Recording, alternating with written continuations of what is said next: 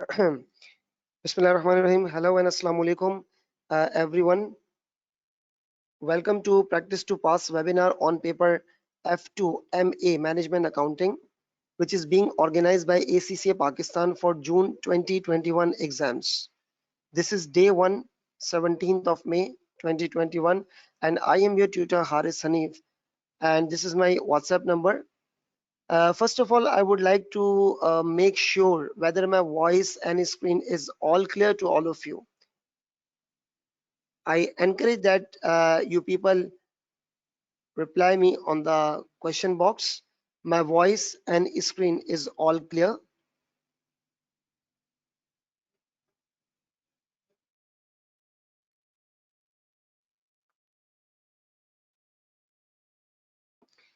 I encourage whether all of you reply me on the question box so that I can start with this webinar.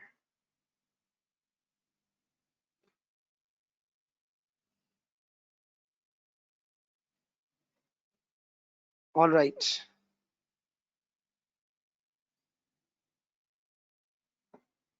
Okay, that's nice.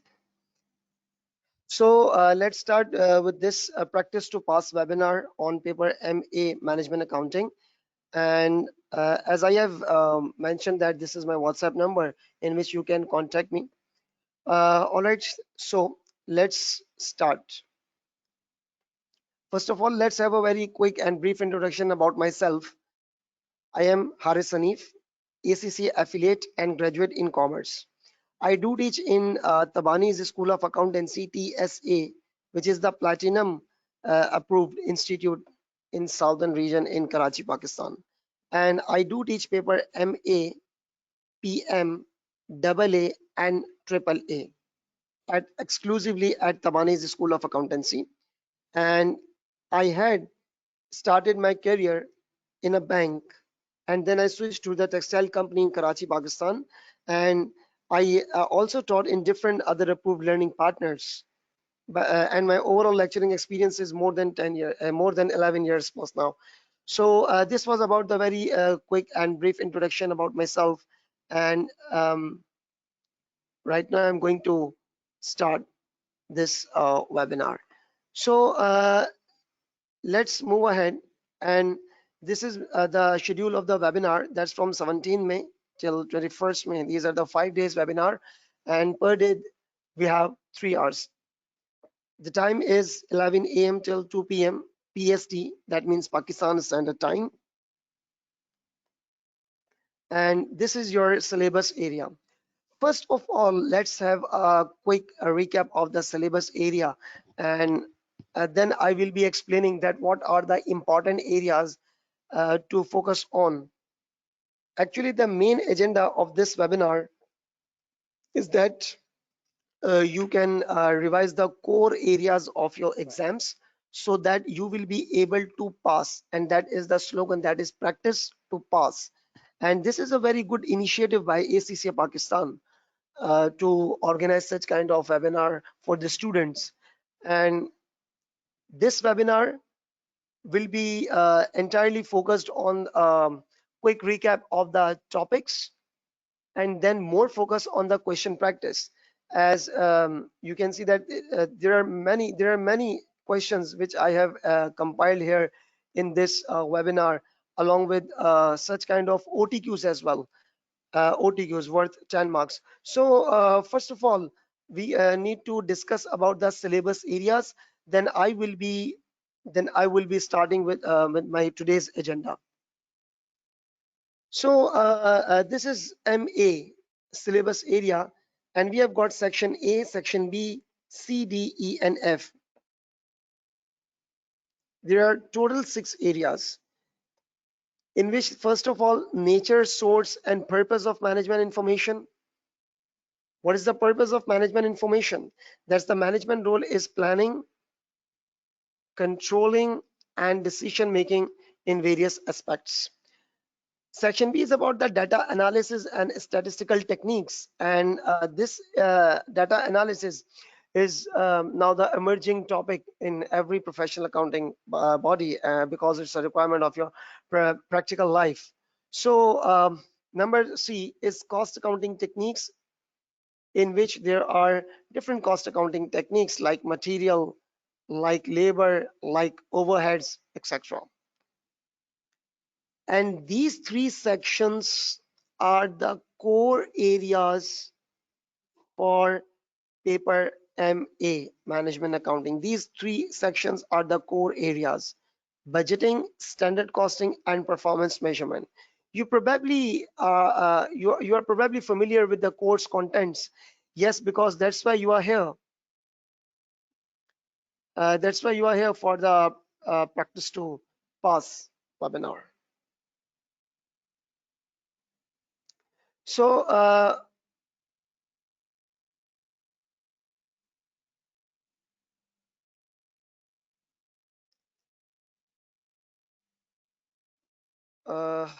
just a minute.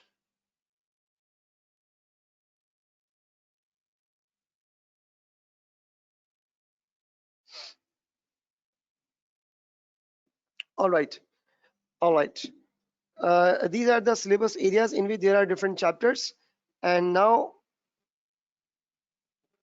I am moving ahead.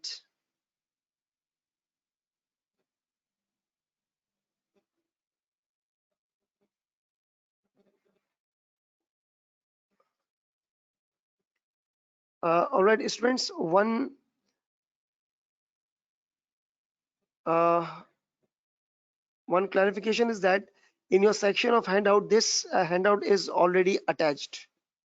So you people can see that handout in which I am writing.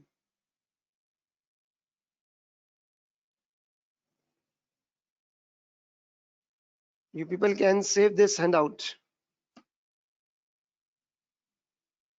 This is attached in the handout section. All right. Now,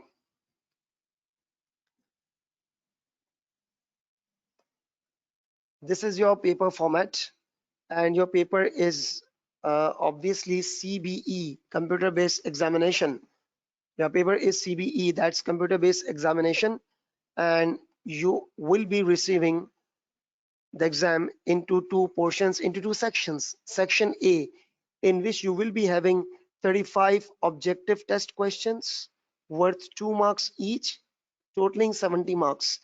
And let me clarify you that these 35 objective test questions can come from any of syllabus area. Yes, this is not defined.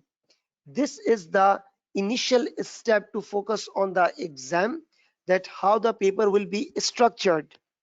The paper will be structured like a manner that these 35 objective test questions can come from any of the syllabus area, any of the syllabus area, any of the syllabus area. These are the syllabus areas.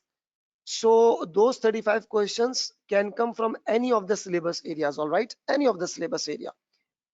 But there is section B, in which you will be receiving 3 case style questions. Now, what is case style questions? I can show you the demonstration first of the case style questions. Each case contains different objective test questions like MCQs, box filling, etc., worth 10 marks each and totaling 30 marks. Totaling 30 marks, all right? Totaling 30 marks, because there will be 3 case style questions, and students also call it MTQ, that's multiple task question. And the good news is that these 3 case style question, section B, MTQs will be examined from budgeting, standard costing, performance measurement, and may, it's not defined, and may also include the forecasting techniques. That means I call these 3 areas as the core areas. Why core areas? Because you will be having 10 marks, 10 marks, 10 marks from these areas, and that was worth 30 marks. If you can prepare well for these sections, I can assure you that you will be you will be able to pass the exam. If you can if you can objectively prepare for these sections, that is budgeting, standard costing, and performance measurement. And also the good news is that I will be covering all these three areas, inshallah. And one thing more, we also be covering the above areas as well.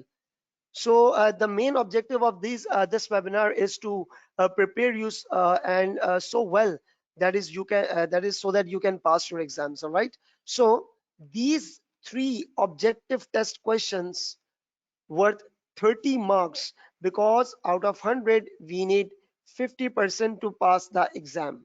50% to pass the exam. And these three areas are the core areas because of the confirm 30 marks. All right. So and those 35 questions can come from any of the syllabus area. I cannot say the name of any of the section, because these things are written in your syllabus guide, which you can also download from ACCA website. All right. So these are my day-wise plan. Today is day one, and we will be covering budgeting. It's Yes, it's a very important topic. And one thing I would like to give you the feedback based on the feedback of many of the students, that above 35 objective test questions also include from these sections: budgeting, standard costing, and performance measurement. So these are the three important areas. As I have mentioned, you should also note this thing: budgeting, standard costing, and the performance measurement. All right. So this is my day-wise plan. Day one, budgeting. Day two, project appraisal. Yes, project appraisal. This is also the part of the budgeting, which includes the time value of money, that is net present value, and all that stuff. On day three, I will be covering standard costing and variances. On day four, I will be covering performance measurement. And these sections will ensure you more than 30%, more than 30% marks. All right, more than 30%, because of the OTQs and MCQs as well. And on day five, I had planned to cover other areas, and it will be mixed areas of the remaining topic, mixed areas of remaining topic. And that is main focus on the MCQs style of the question, so that you will also be able to deal section A kind of question, that is objective test questions, MCQs. All right. So I hope you people do understand what I'm trying to say, and which areas to focus on specifically, to focus on for the paper. All right. So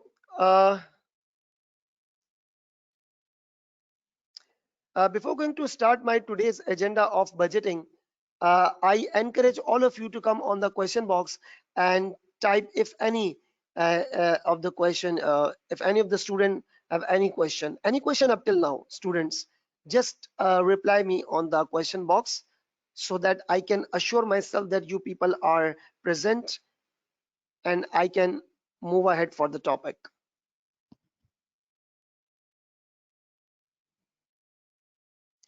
Everybody, please reply me on the question box. Any question?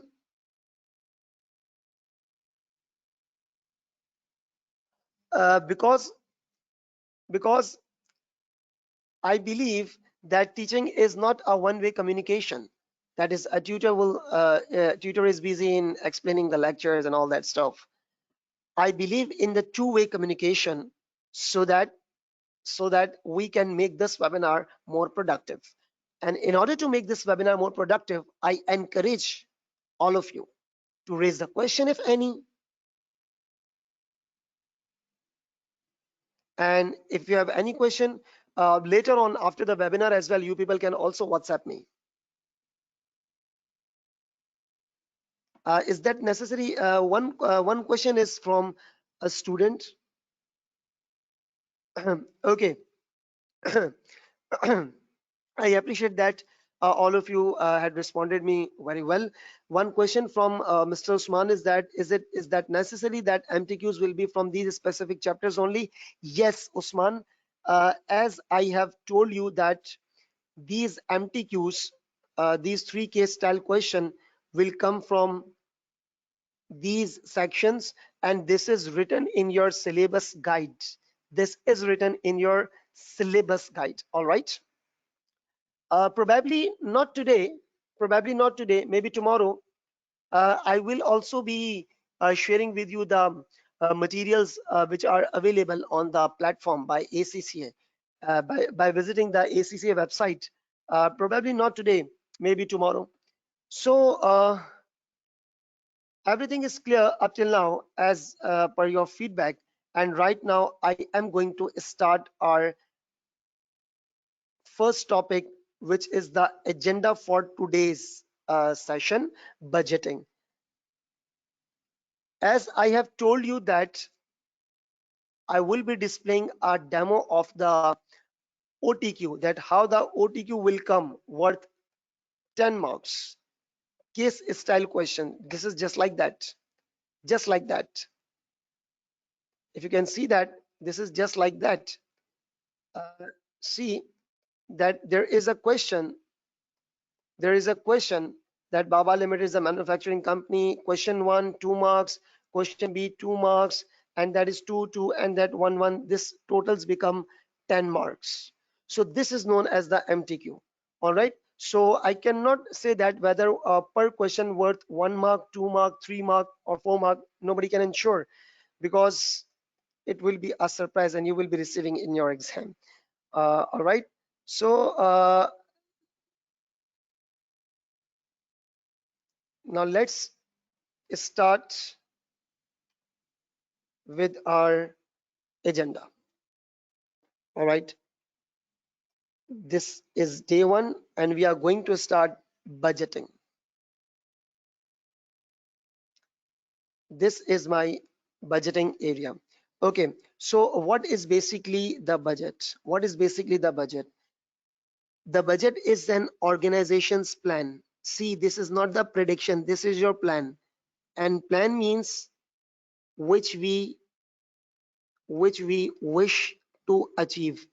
For example, that I had made a budget. I had made a budget that I will be producing, for instance, 1,000 units. And according to me, 1 unit will be produced in $2 per unit. So my total budget is $2,000. All right.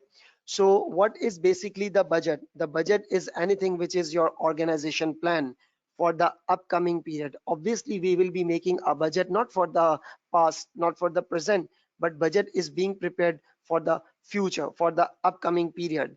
And that upcoming period is known as the budgetary period. Is known as the what? Is known as the budgetary period. So the budget is an organization plan for the upcoming period. Now, the functional budgets. What are the functional budgets? Functional budgets is simply means departmental budgets. Functional budget simply means departmental budgets. Now, what do you mean by the term departmental budgets? Departmental budgets includes the budget of different departments, like sales budget, like purchase budget, like production budget, etc. Obviously, there are some hierarchy on the departmental budgets. All right. So there are some departmental budgets hierarchy, and I will be explaining that hierarchy in my upcoming slides. But what I am trying to say that these are the budgets of different departments. These are the budget of different departments, like sales budget, like production budget, like purchase budget, etc. Departmental budgets. And the point to be noted is that all these budgets depends on each other. Depends on each other. That's why departmental coordination is necessary. That's why departmental coordination is necessary. All these functional budgets depends on each other, and we cannot simply make a budget, and we cannot simply make a budget uh, in an isolation. We need the strong coordination among different departments in order to finalize the particular budget. All right, so let's start with the numerical questions. And this is my example. This is my simple example that we need to prepare the sale budget. See, remember what is the sale budget? Sale budget is basically that you need to have budgeted selling units. You need to have budgeted selling units, and you will be multiplying with the standard selling price. Standard selling price. Simply budgeted units multiplied by the standard selling price. So it will be a very good thing that first of all we should read the requirement, and then we should read the question accordingly. Now my requirement is that we need to prepare the sale budget. Example, Zota Limited has estimated the sales demand 2500 units for the next quarter. Yes, we got the demand 2500 units. Here we go for the demand, that is 2500 units. And the standard selling price is after 30% markup on the full cost, and in the full cost, and on the full cost it includes direct material, direct labor, variable overheads, fixed overheads, and the full cost is that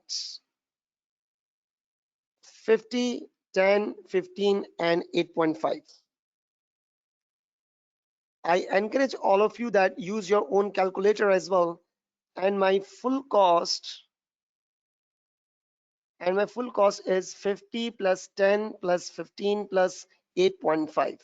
That becomes total 83.5 per unit.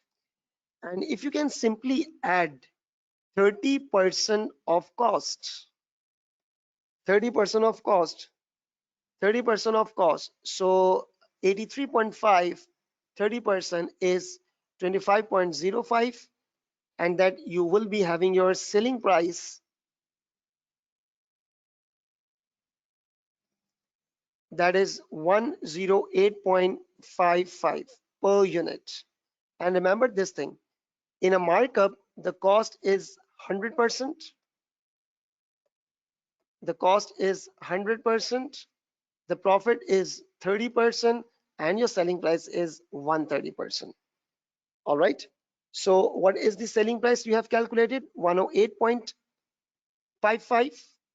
Simply multiply with 108.55 and see that this will be my sales budget for the upcoming quarter. In the upcoming quarter, I had estimated to produce 2500 units.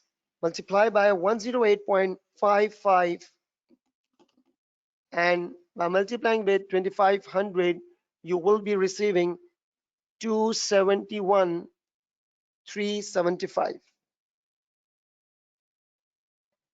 Now this is your sales budget for the upcoming quarter. All right, so simply the sale budget is prepared by multiplying with the budgeted units with the standard selling price. And remember one thing, that standard selling price means estimated selling price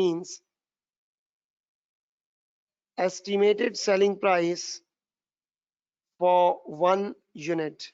Standard selling price means estimated selling price for one unit. That is the standard selling price. So we have successfully prepared the sale budget, and remember this formula: budgeted units multiplied by standard selling price. Now, moving the next. The next budget is the production budget. The next budget is the production budget, and as you can see that in the production budget, And as you can see that in the production budget, I have already structured the format of the production budget and how to prepare the production budget. Simply, we cannot produce the units based on our wish. We cannot produce the units based on our wish. We need to prepare the budget based on the logical arguments, and that logical argument is the maximum demand. Now, for example, it is the budget to be produced in the upcoming period and it depends on the sale demand. Remember, production budget dependence is depend on the sales demand. For example, I'm writing here random figures. For example, if I have a maximum demand of let's say 800 units, then I must need to prepare the budget for 800 units because it is a maximum demand to fulfill. And I want that after satisfying this 800 demand, I should have 200 units as the closing inventory. So what I need to do, that is the required closing stock, I need to add it up. Now I will be producing 1000 units. How 1000 units? That is 800 units are the demand, 200 units are the units which I need to store as a closing stock. So I need to produce now 1000 units. All right. But when I looked into my store in the inventory records, I found that I have already available I have already available 30 units. I have already available 30 units. So 30 units are already present and I do need 1000 units. So what simply I will be doing? I will be deducting this 1000 minus 30 and I will be producing 970 units. All right. And remember this thing, this opening and closing adjustments, this opening and closing adjustment is known as finished goods inventory budget.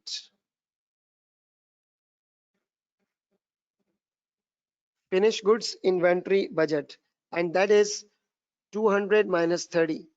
That is 200 minus 30. So finished goods inventory budget means 170 units.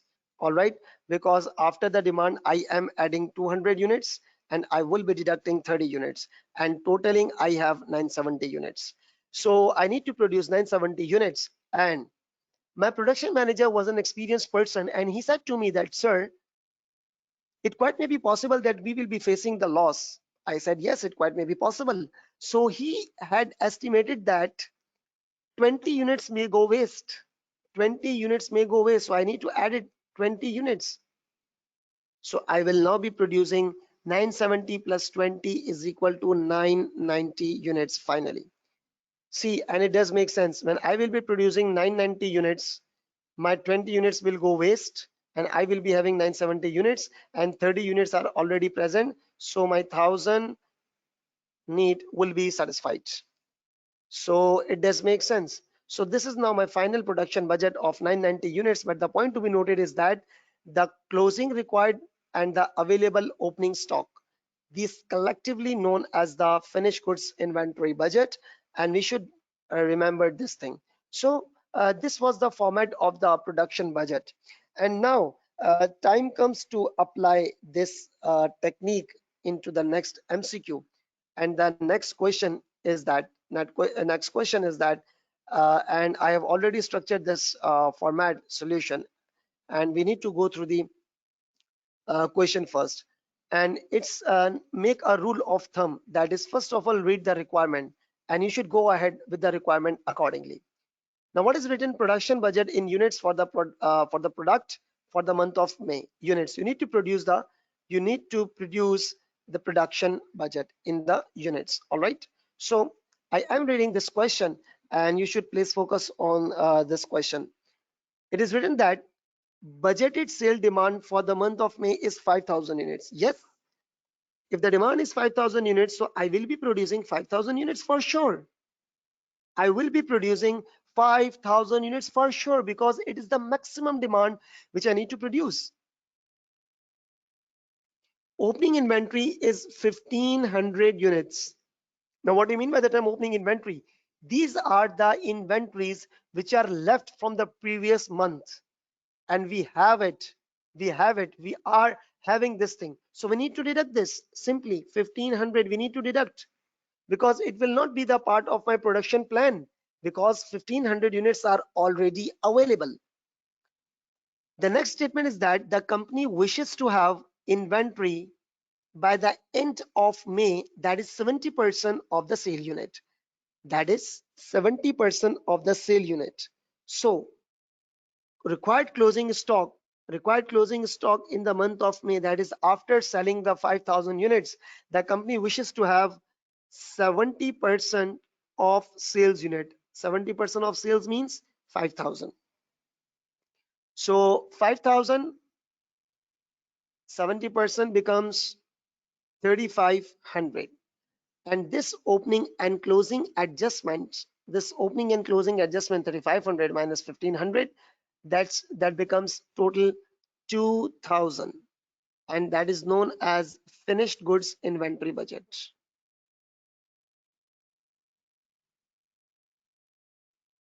Finished goods inventory budget. So I am in a position to calculate right now 5,000 plus 3,500 minus 1,500, that becomes total 7,000. So, but I will not be producing the 7,000 exactly. Why? Because there is a loss expected in the production process, and we need to add up the margin of the loss. Why? Because the loss is the part of the production, and if I am expecting that I need to produce 20 units, but 2 units may go waste, so I need to produce 22 units in total. All right, because 2 units are the margin of the waste. And now here it is written that at the end of production process. Why I have showed this statement in an italic form? That is at the end of the production process. At the end of the production process. At the end. Focus on the word at the end of the production process. At the end. 30% of the production are scrapped as defective. Now see that production is ended here. Production is ended here. Production is ended here. All right. So what is the statement written? That at the end of the production, 30% of units are scrapped as defective. 30%. And remember one thing, whenever the loss is applied on any figure, that particular figure is always 100%. Confused? I am repeating my statement once again. Whenever the loss will be applied on any figure, that particular figure is always 100%. Whenever the loss will be applied on any figure, that particular figure is 100%.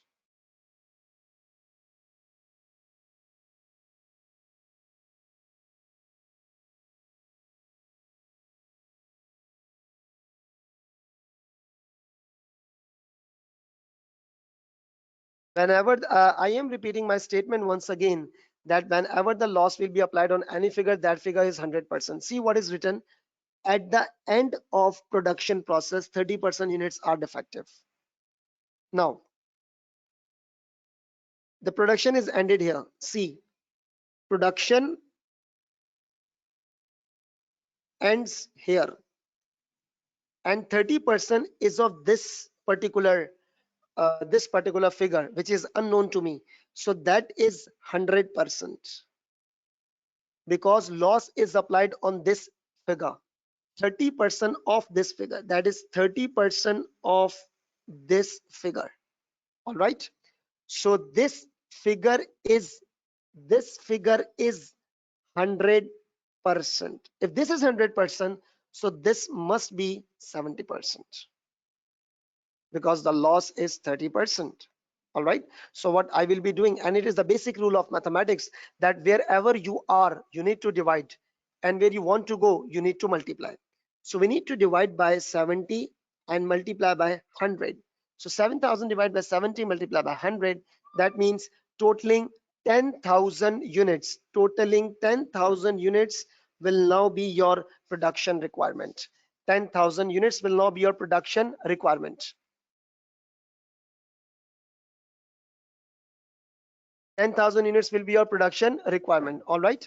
So this loss thing, and this is the exam standard MCQ worth 2 marks. So remember this thing about the adjustment of the losses, and remember one thing: whenever the loss will be applied on any figure, that particular figure will be 100%. And I am repeating this thing once again, that 30% will be applied on the figure that is when the production gets end. That means this figure is 100% and this is 70%, and we need to add it. So so that you are in a position,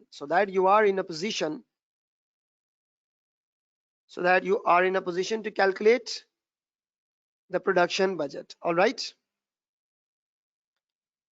So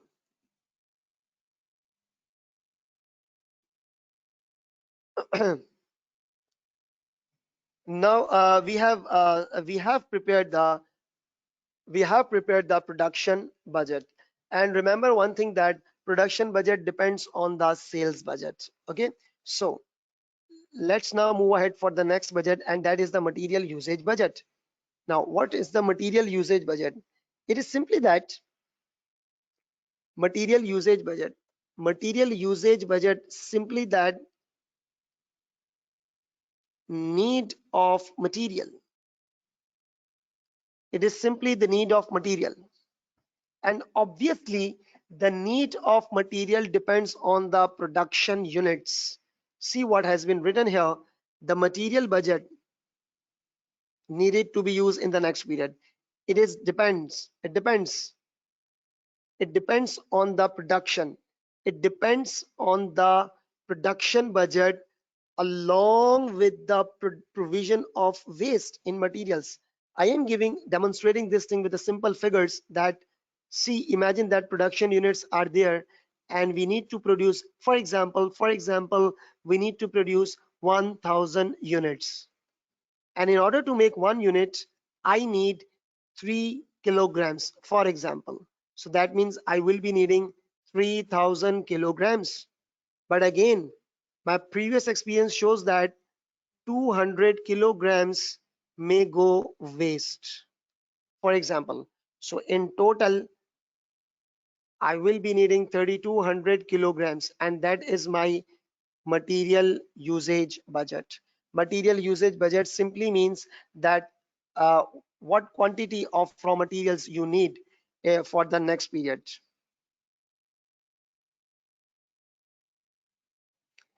Now I am on the question box.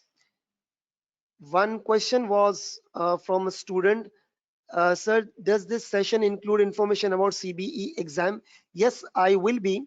Guiding you for the CBE exam. Probably not today, maybe tomorrow. In the next episode of this webinar, I will be demonstrating about the CBE information, that how to tackle on the CBE format as well. So it may be possible either today or tomorrow based on the completion of the agenda. But for sure, this webinar will include the guidance to use the ACCA CBE platform and the resources which are available over there. All right. Okay, you're welcome. So this is the material usage budget, and let's apply this technique on the next example. Let's apply this technique on the next example. And the question is that, prepare the material usage budget. Prepare the material usage budget. Okay. So I am reading the requirement. Jojo Limited is a manufacturing company which produces a product, Alpha. The company had estimated that the demand for the upcoming period is 1,900 units, and company expected to increase the inventory by 200 units. See, this is the increase in inventory. So that means the production budget is missing. We need to produce production budget first. What is the production budget?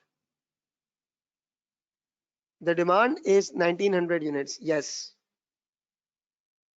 the demand is 1900 units and company is planning to increase the inventory by 200 units. It planned to increase the inventory by 200 units.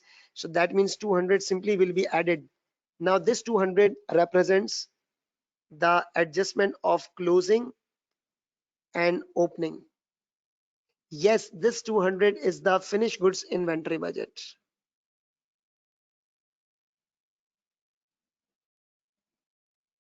Finished goods inventory budget. So simply 1900 plus 200 equals 2100 units which we will be producing, and this is the production budget. All right. So now we are in a position to prepare material usage budget. What is the demand? The demand is 2100 units, and to make one unit, all right, again there is a dodge in the question. What is written? What is written?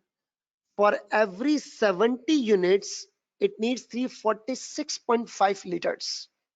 346.5 liters is for every 70 units. That means, see above,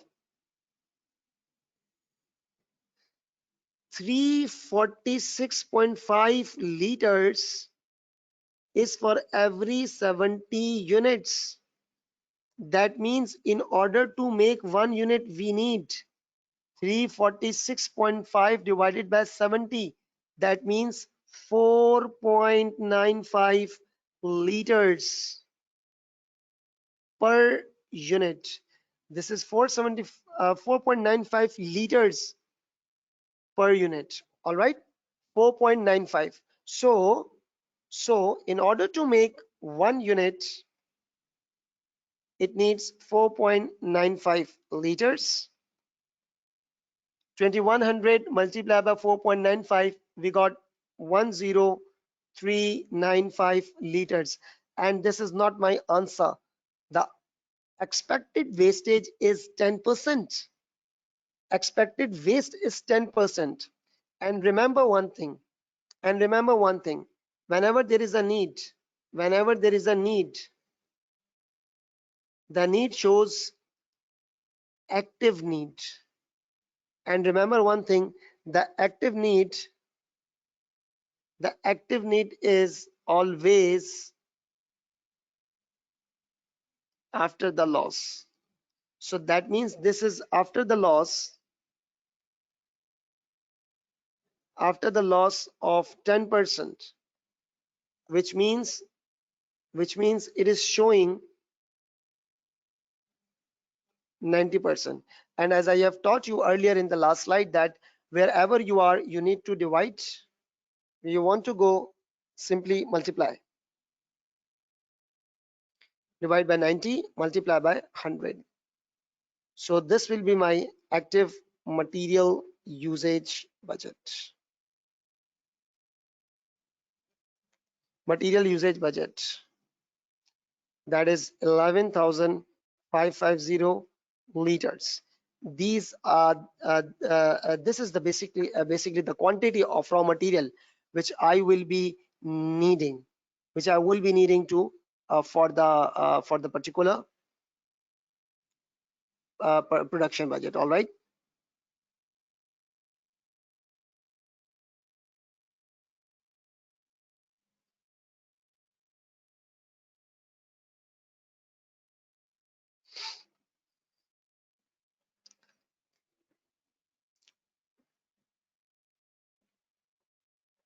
Yes, this is 90%. Fiona, Trish, this is 90%.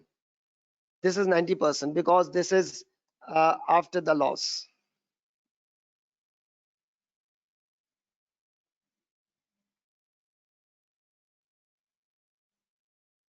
Is it clear, Fiona, Trish, now?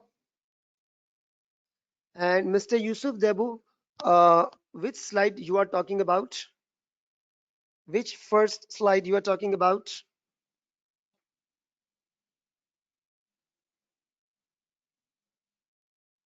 Can you please tell me again which slide you are talking about, Mr. Yusuf?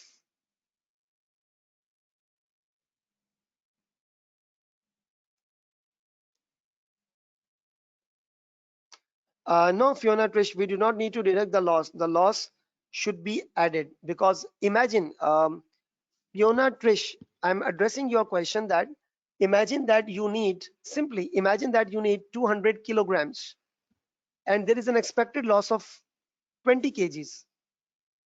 So you need 220 kgs, all right? 200 is your need and 20 kgs are the expected loss. So collectively, you will be asking that, sir, I will be needing 220 kgs. And when you will be having 220 kgs, the 20 units will go waste and your active need will be satisfied.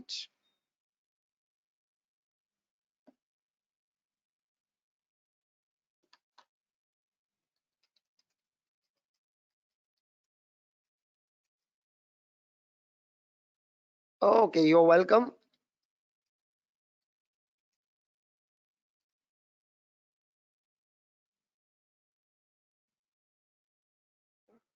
Okay, upon the request of our student,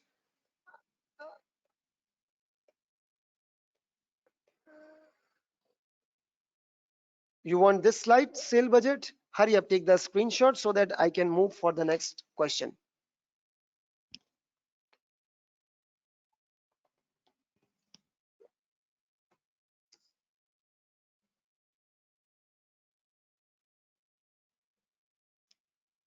Mr. Yusuf, I think you got the screenshot of this slide.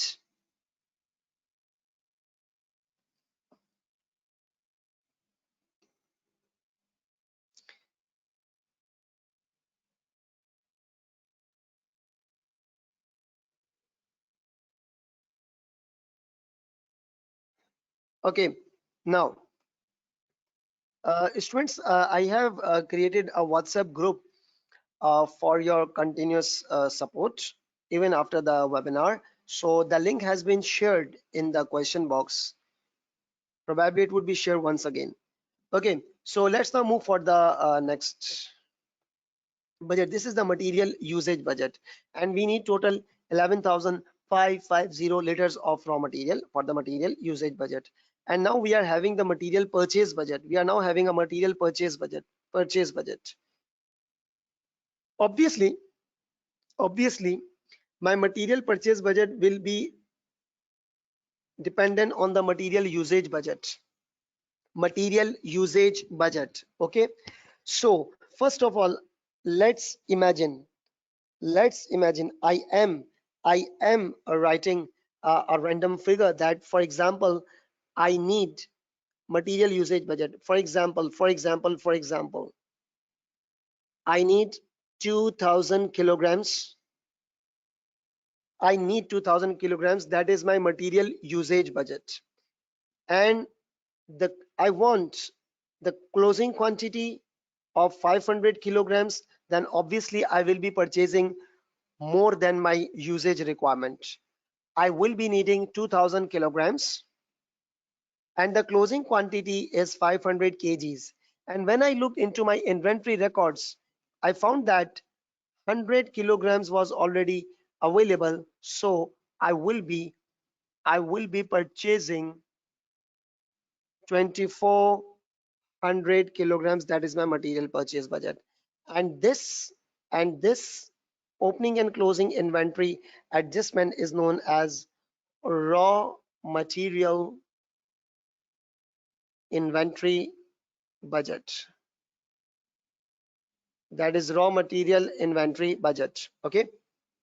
So material usage budget. After the material usage budget, we should prepare the material purchase budget, the material purchasing budget. Because when I will be going to the market for purchasing, I will definitely refer to my need, and material usage budget is basically my need. And see what had been written here. It refers the quantity of material to be purchased It depends on the usage requirement of the raw material. Opening and closing are also considered. So this is the material purchase budget format. Material purchase budget format. Now let's apply this technique on the upcoming question. And the question is that it is a simple question worth 2 marks MCQ, that prepare the material purchase budget. Prepare material purchase budget. And remember that in order to prepare the material purchase budget, I must have the material usage budget first. So let's read the question. Let's read out the question.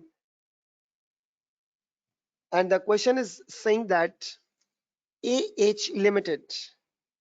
The question is saying that AH Limited had prepared. AH Limited had prepared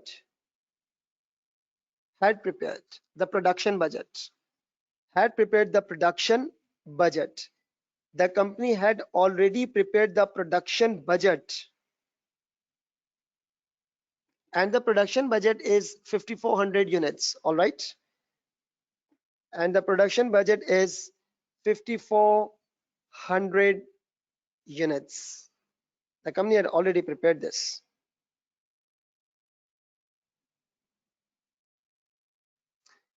For the month of June, and it needs 7.6 kilograms to make 1 unit. It needs 7.6 kilogram. And whenever you see the word it needs, that means it is after the loss. That means it is what? After the loss. But in this question there is no loss. But in this question there is no loss. Okay, so I think I should not write this because you may be confused. To make 1 unit. Next point is that the company had estimated that closing inventory of material is 6,000 and opening quantity is 1,500. That means my usage budget is not ready till yet. And see, first of all, first we need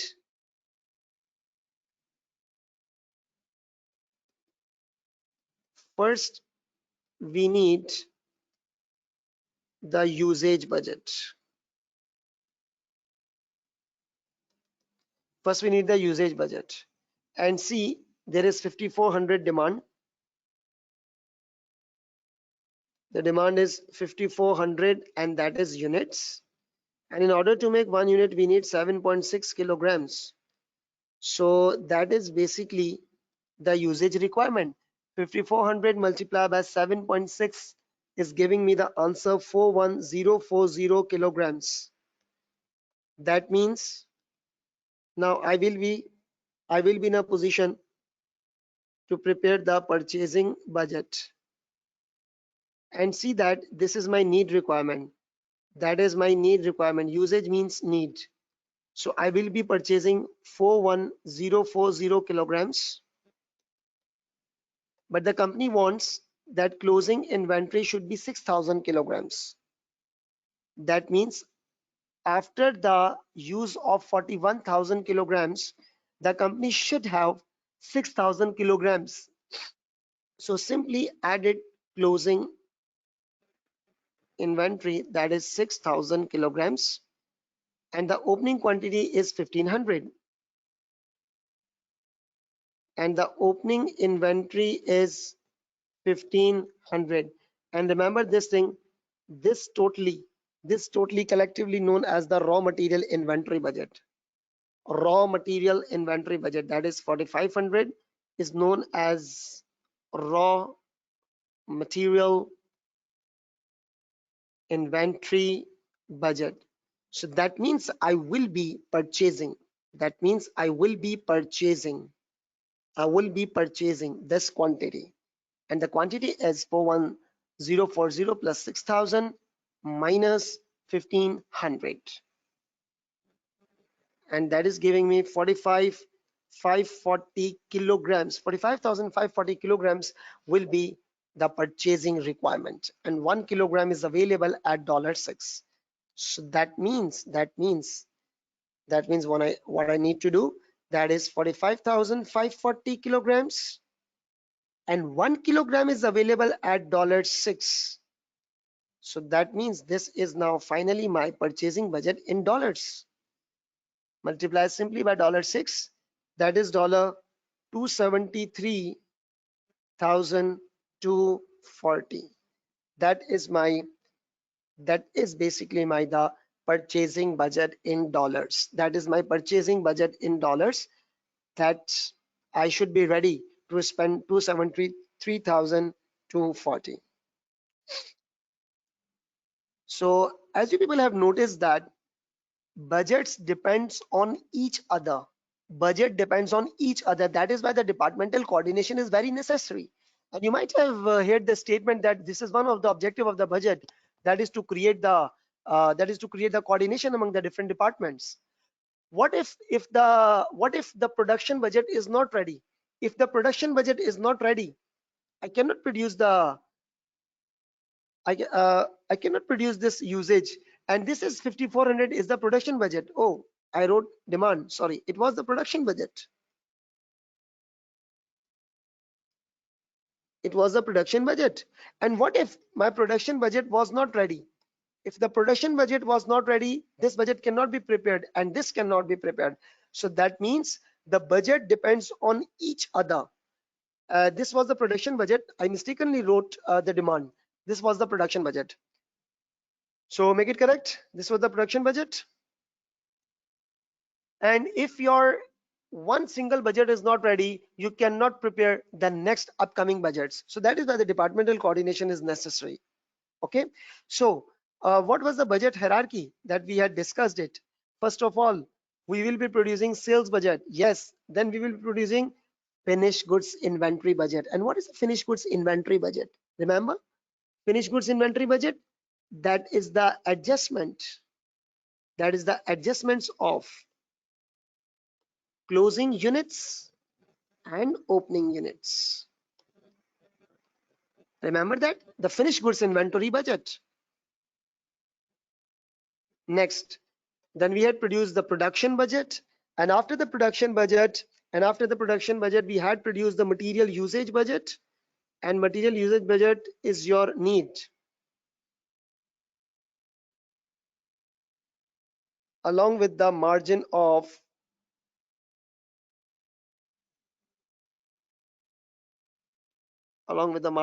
waste. Okay. Then first, second, third, fourth, and the fifth, raw material inventory budget. And what is the raw material inventory budget? Raw material inventory budget, it is basically the adjustment of closing kilograms and opening kilograms, as we had discussed it in the previous slides. And finally, you got the material purchase budget. So this is the this is the budgeting hierarchy, that you are preparing the budget in following this hierarchy. Okay. So you need to memorize this hierarchy as well, because if you will not be producing the budget according to the hierarchy, if you cannot produce according to the hierarchy, then the budget will not be prepared as per the requirements. All right. Yes, Mr. Salman, the WhatsApp group link will be shared once again. It will be shared after a few minutes. Okay, don't worry about it. This is my WhatsApp number as well. You can also message me. Okay, students, so let's now move for the direct labor budget. Direct labor budget. And what is the direct labor budget? Direct labor budget, it simple means, labor budget simple means hours of labors required. Hours of labor required. And obviously, the labor budget will also be dependent. It also depends on production budget. See, if my production budget is not ready, how can I, if my production budget is not ready, how can I produce the direct labor budget? No, I cannot produce it. Okay, so what is written here? MHH Limited had made the production budget 800 units. And next written statement is that per unit, the time of labor need 15.2. See what had been written. Labor time need 15.2, and this is idle time. This 15.2 is the active time. It is the active time. Active time means after 5% idle.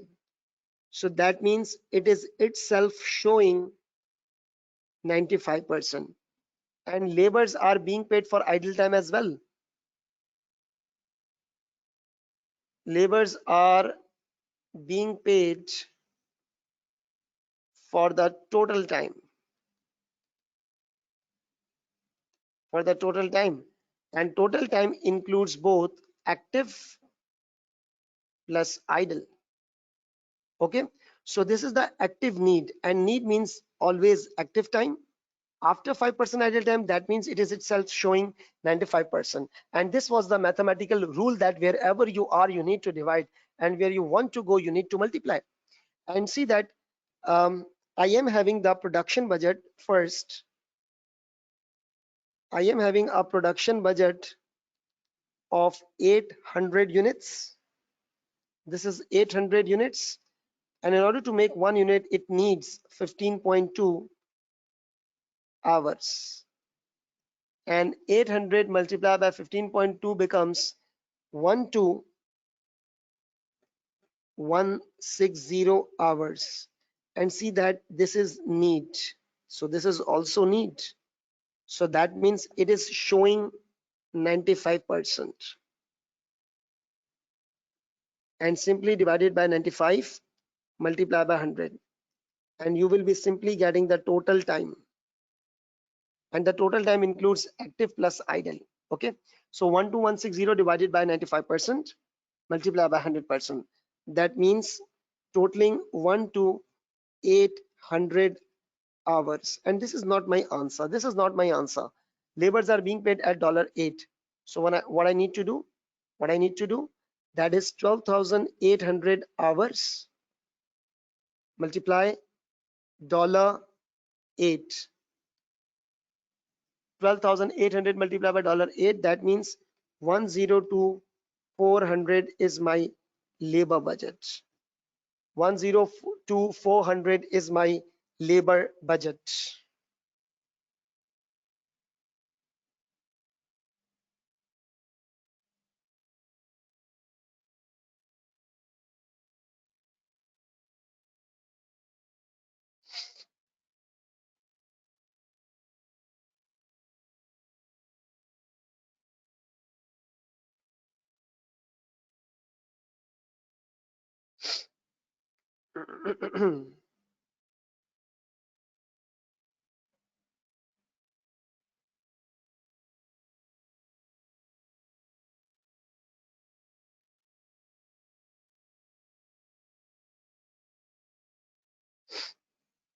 So this was a direct labor budget.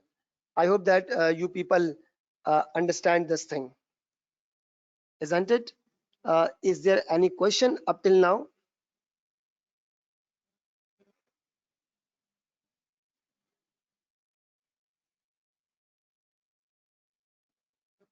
Is there any question up till now? Yes, Mr. Saad Ahmed, you were right for 16 hours.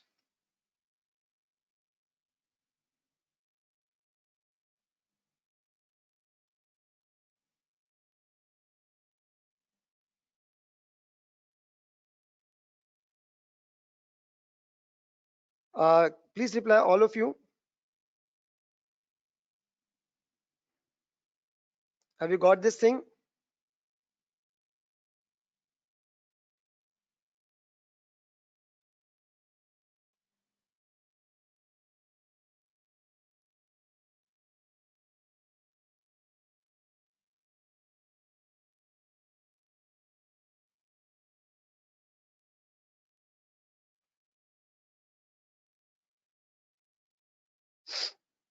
Okay. One student asked that, sir, in ideal way, we always divide. Yes, you divide with the total available time. multiply by the total time.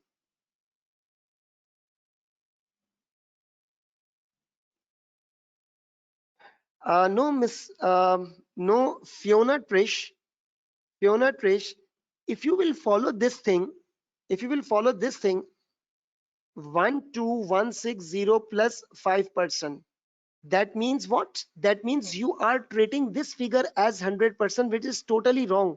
This figure is 95% itself. If you are following like that way, Fiona Trish, 12160 plus 5%, that means you are calling this figure as 100%. And this is totally wrong. This is not the 100%. This is something which is after the idle time, which is showing 95% as well. So you need to divide by 95% and you want to go to the total 100%. That is why this is the wrong treatment. Fiona Trish, I need your response, Fiona Trish.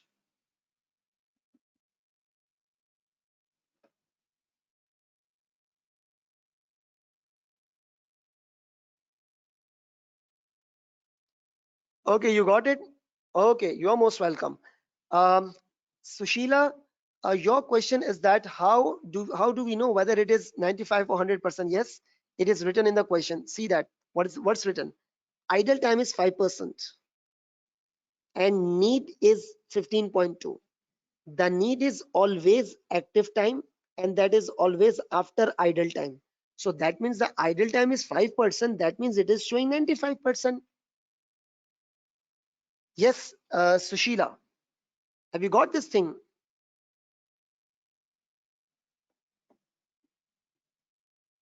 You got it? Okay. Okay, that's good. So let's now move for the next slide. We had successfully prepared our direct labor budget as well, and make this thing. See that this is a very basic calculation, and still there is a confusion. So I hope that after this webinar, the confusion will be sorted out. The questions will be sorted out. So let's now move ahead for the next thing. That this is a very interesting. This is very interesting thing, that product mix. What is product mix? What is product mix?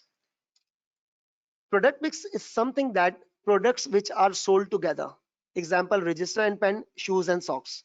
For example, as a student, if you will be visiting to the stationery shop, you would be purchasing register and pen.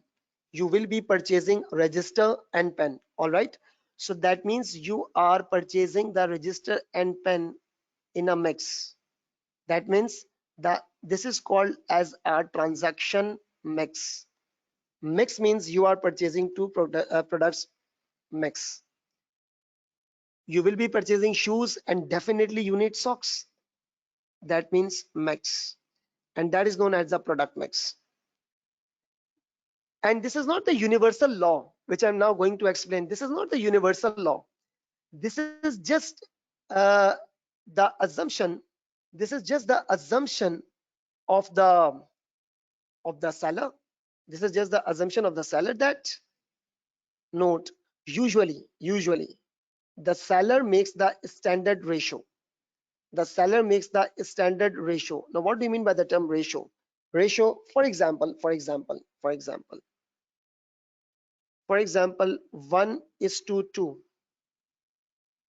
What do you mean by 1:2? 1 is referring product A and 2 is referring product B. For example, this is one. For example, this is one shoes, and next I will be purchasing two socks, one shoe and two socks, for example. So in total, I will be purchasing three products. I will be purchasing how many products? Three products in a mix, and the mix includes one shoes and two socks. This is a standard ratio which seller makes. This is not the universal ratio. This is not the universal applicability. This is just the mentality of the seller.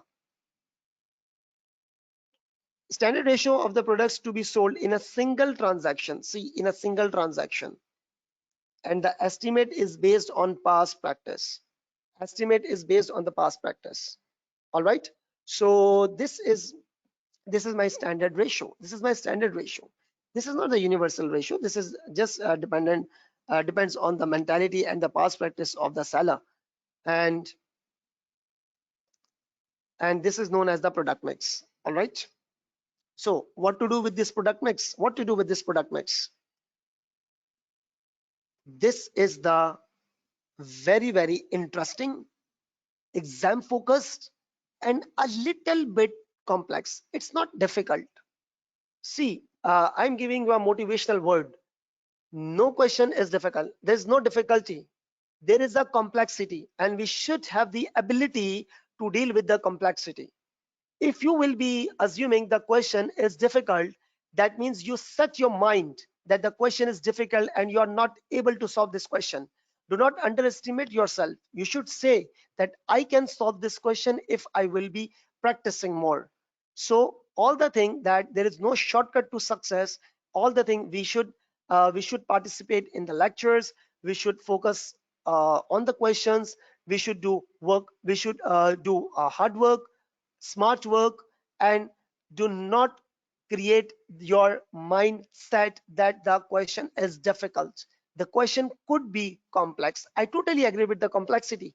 The complexity means that there are different things, and we should not be able to when we should be able to deal with that complexity. Okay, so do not assume the question is difficult. Any question, any paper. Okay, so let's start with this question. And what is written here? What should be the sale budget? What should be the sale budget? Alpha and beta. The company sells two products. The company sells two products, alpha and beta, in a ratio of 3:5. In a ratio of 3:5. That means alpha 3, beta 5.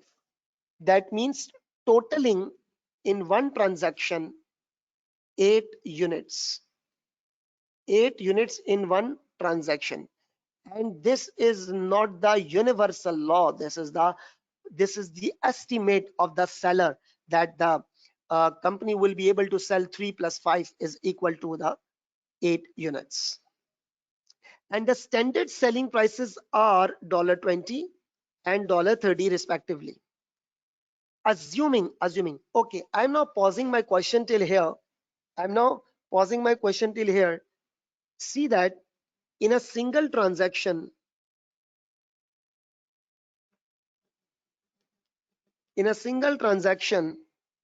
there are 3 units, there are 5 units, and it is sold at 20 and this is 30. 20 and 30. That means 3 multiplied by 20, that's 60.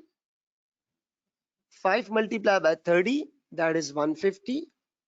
So that means $210 is my revenue, is my sale revenue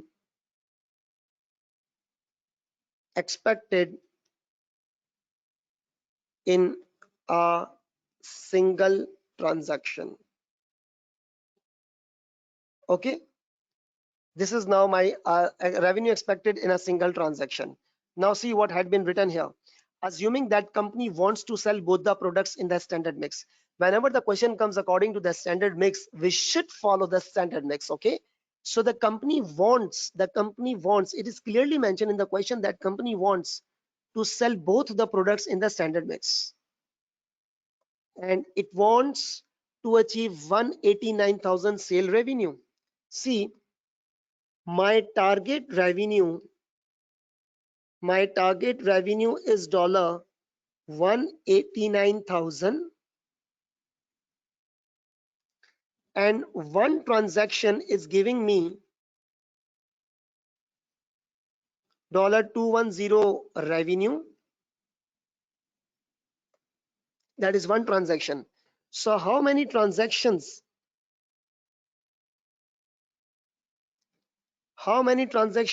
are needed?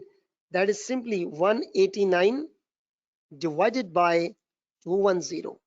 So that means I will be needing total 900 transactions. In one transaction, if in one transaction I will be earning $210, then how many transactions shall I need in order to make 189,000 sale? So simply I'm going to divide, which I had made it 900 transactions. Okay, so 900 transactions I needed, and you should call it 900 mix. It is known as 900 mix. Okay, so in but in one transaction, there is a ratio of 3 is to 5. But in one transaction there is a ratio of 3 is to 5, and 900 transaction means 3 is to 5. So that means 900 multiplied by 3 and 900 multiplied by 5. That means totaling alpha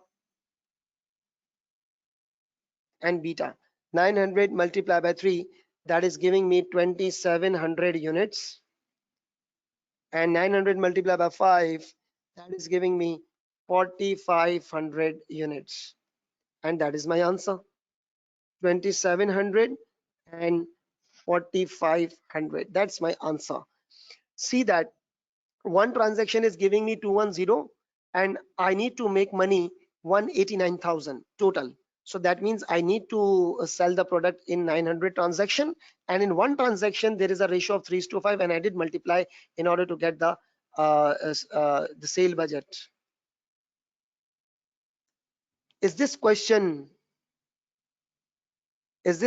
clear to you? All of you, please reply me in the question box, because since it was a little bit complex question.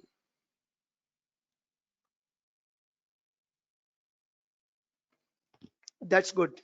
That's good to have a response from you people. Clara, you are asking for the WhatsApp link. If you are not able to join the WhatsApp group through the link, you can simply contact me on this my WhatsApp number. I will be sending you the link. Okay. This is +92 333 311 3959. If any one of you is not able to join through the link, you can simply WhatsApp me. Okay. So that's good to have a feedback from you people.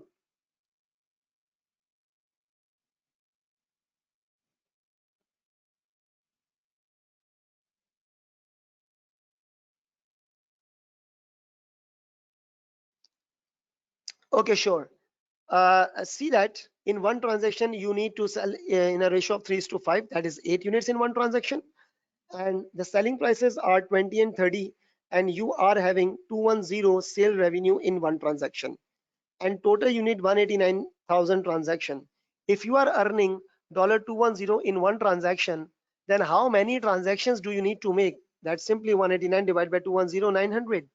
And in one transaction you are selling into 3 to 5 ratio, you got 2700 and 4500 units respectively. Okay, uh, that's that's very good.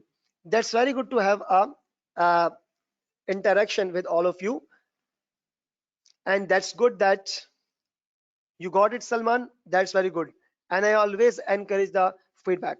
Okay, and, let's now move to the next. Let's now move to the next question. And the next question is, there's not a next question, there is something else. That's profit is cash. That's profit is cash. Profit and cash, there is a difference. See that profit is not equal to cash. Profit is not equal. Profit is not equal to cash. Then what's the difference? I'm not going to explain it.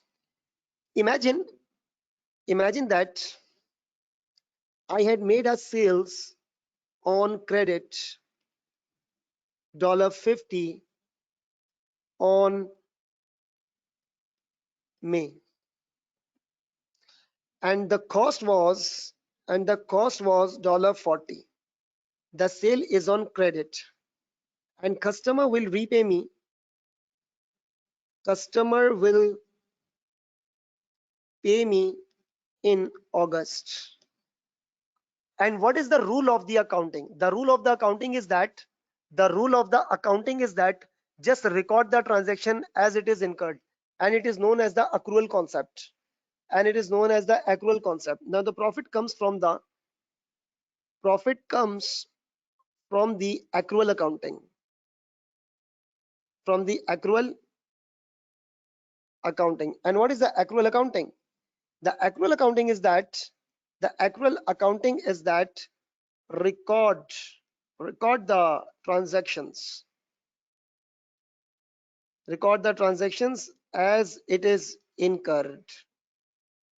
So see that I am having a profit of $40 and I am having a cash 0 because the person will be paying me in the month of August. The profit is 40 but the cash is 0, and cash is the actual cash.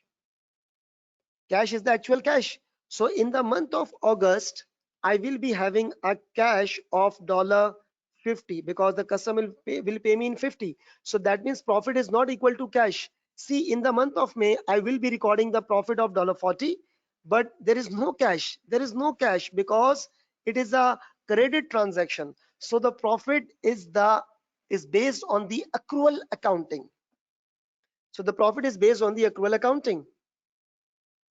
Okay.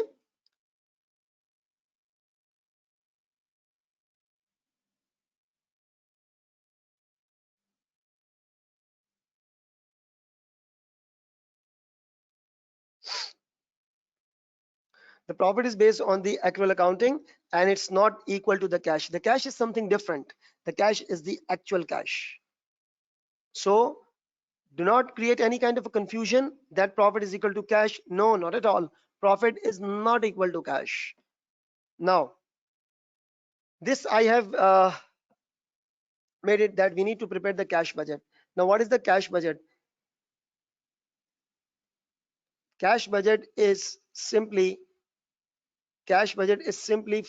you should focus on the cash.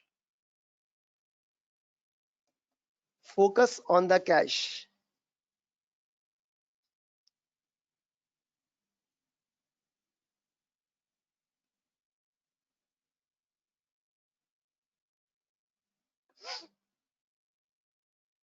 Focus on the cash. Okay. So what had been written that uh, as you might be familiar from your financial accounting, that receivable ledger and payable ledger, it's opening receivable plus sales, cash here, and closing. That means receivable is debit. Whenever you make the sale, so the entry would be receivable debit and sales credit. Okay. Receivable debit and sales credit. And when the customer will be paying you, so that means cash debit and receivable credit. Cash debit and receivable credit. And here it is the ledger. Similarly for the payables. So how to calculate the cash inflow? This is my cash inflow. The cash inflow is opening receivable plus sales minus closing receivable. And you are having a cash inflows. That is the inflows, cash inflows.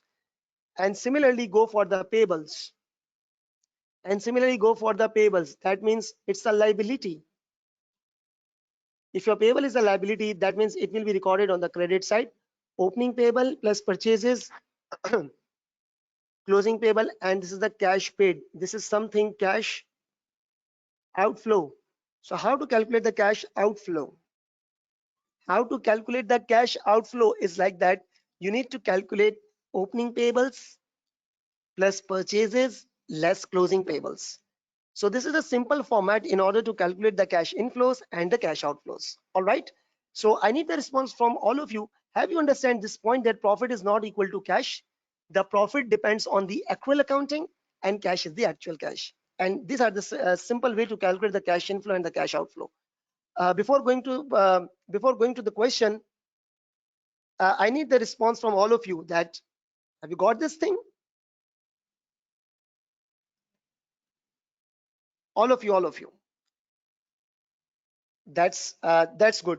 Okay, that's very good that I am receiving a response from all of you. Okay, let's now proceed for the question. And following this technique, this trick on the cash budget, this is the question. And this is the question for the exam standard. And what is written here? The following information is available for your concern, and these are the amounts. Just spend 1 minute on this question by reading it very carefully, and if you can, just solve it.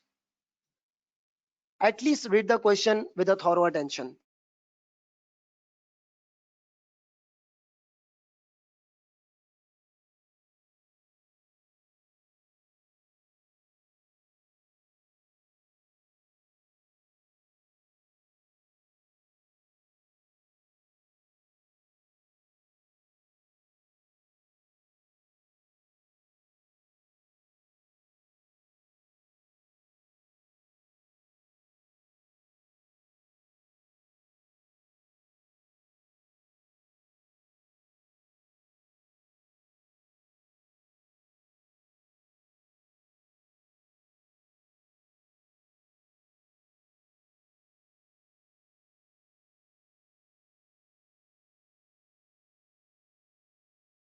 I hope that you had gone through this question. And let's now calculate the cash inflows and the cash outflows. Opening balance and the closing balance. See, receivable balance is 15,500 opening and 72,500 closing. And sales amount during the period 161,000. And remember one thing, it should be credit sales. Remember one thing, that it should be credit sales. And nothing is mentioned, the cash is the sale is always on the credit. So cash inflow is calculated as opening receivable plus sale minus closing receivable. Now the opening receivable figure is 15,500, sale is 161,000, and closing is 72,500. So what is my cash inflows? 15,500 plus 161,000 minus 72,500.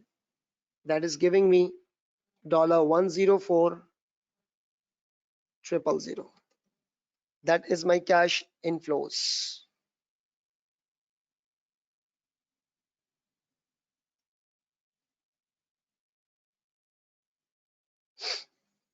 And we need to prepare the cash outflow as well. We need to prepare the cash outflow as well.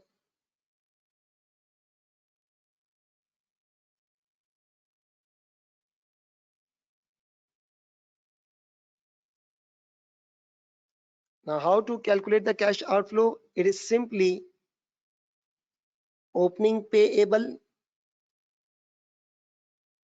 plus purchases minus closing payable. Now, the opening payable is 2,200 and 3,500 is the closing. 2,200 and 3,500. And your purchases is 57,500. 57,500. So your cash outflow is 2,200 plus 57,500 minus 3,500. That is $56,200. This is my cash outflow, the budgeted cash outflow. This is the budgeted cash outflow. All right.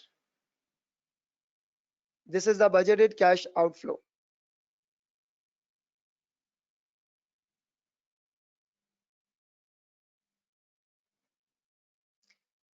And the opening cash is 16,500. If we can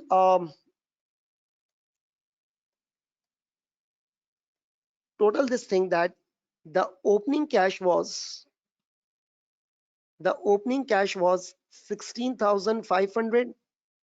Cash inflow is 104,000, and cash outflow is 56,200. That is the cash outflow. And totaling this figure,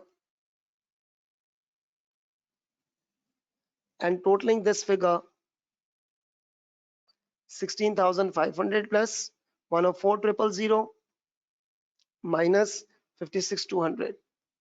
It is $64,300. and this is known as the ending cash. If it will be surplus, it will be surplus. If it will be in the form of negative, that means it will be called as deficit. But here it is the closing cash budget, and that is in the surplus. Closing cash budget, and that is in the surplus.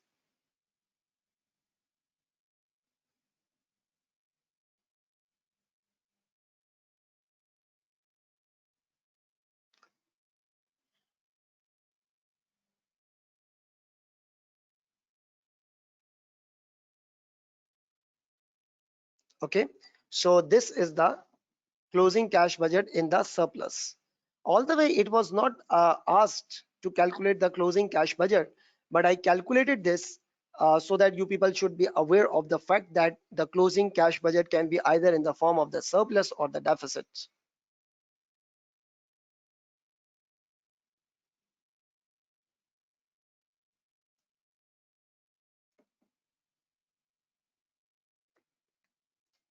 Okay, so one thing to be noted here is that for the purchases figure,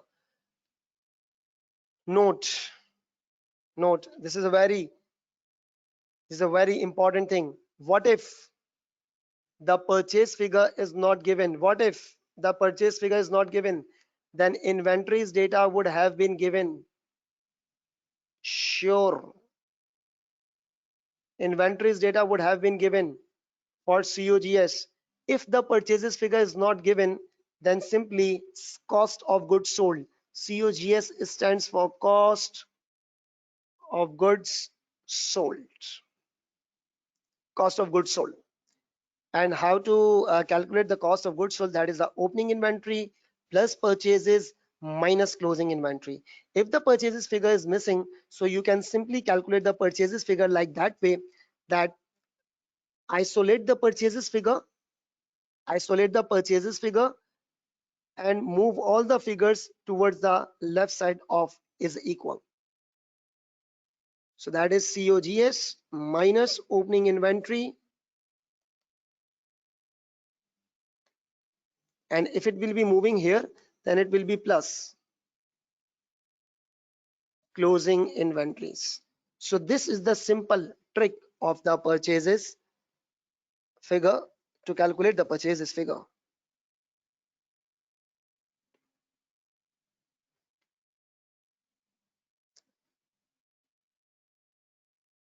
All right, students. So if your purchases figure was not given, so you can simply calculate the purchases figure like that way by using the cost of goods sold formula, cost of goods sold format.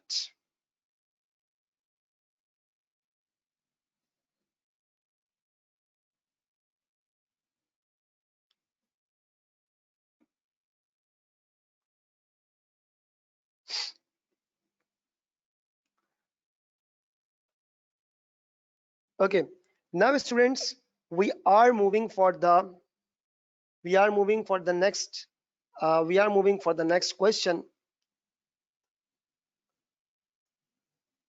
We are moving for the next question, um, and I think we should take a very short break, of 10 to 15 minutes. And see, this is the cash budget. Okay, this is the cash budget. Be punctual. And according to my side, it's 12:35 now, and you should back at 12:50. I will be resuming the lecture. Okay, it's a very short break to refresh yourself. Okay, just have a tea or water, and I will be resuming exactly after 15 minutes. That's on 12:50 p.m. according to my time, Pakistan Standard Time, and according to your watch, according wherever your location is. Just remember, it's just 15 minutes from now. Okay, and I'm just muting my mic, and I advise all of you, do not disconnect yourself. Stay connected, and I will be resuming it exactly after 15 minutes. Okay, your break starts now.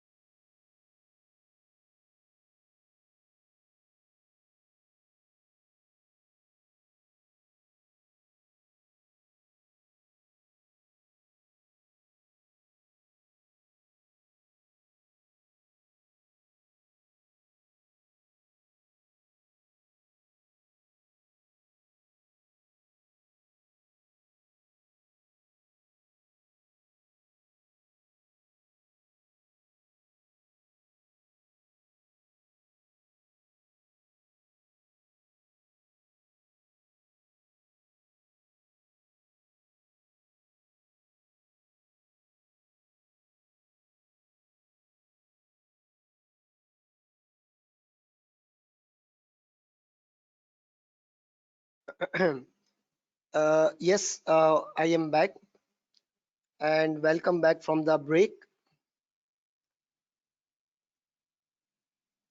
And once again, I need confirmation from all of you that am I audible? My voice and screen is all clear. Kindly do reply me in the question box.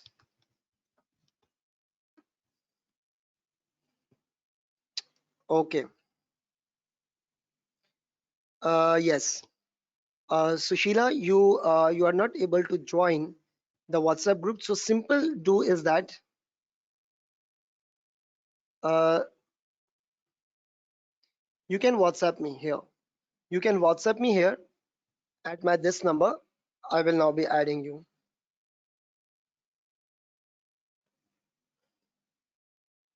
If you are not able to join through the link, you are here. You are joined.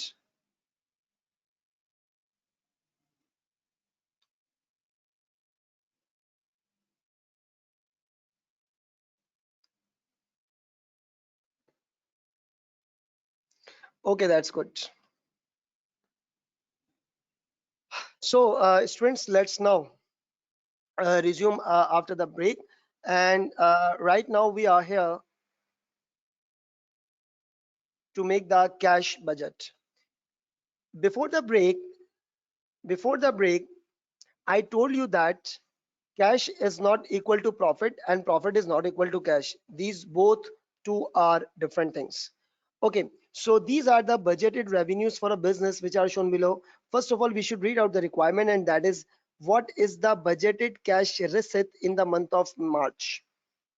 What is the budgeted cash receipt in the month of March? See, in the month of March, the question is asking me for the cash receipts. And cash receipts means cash inflows.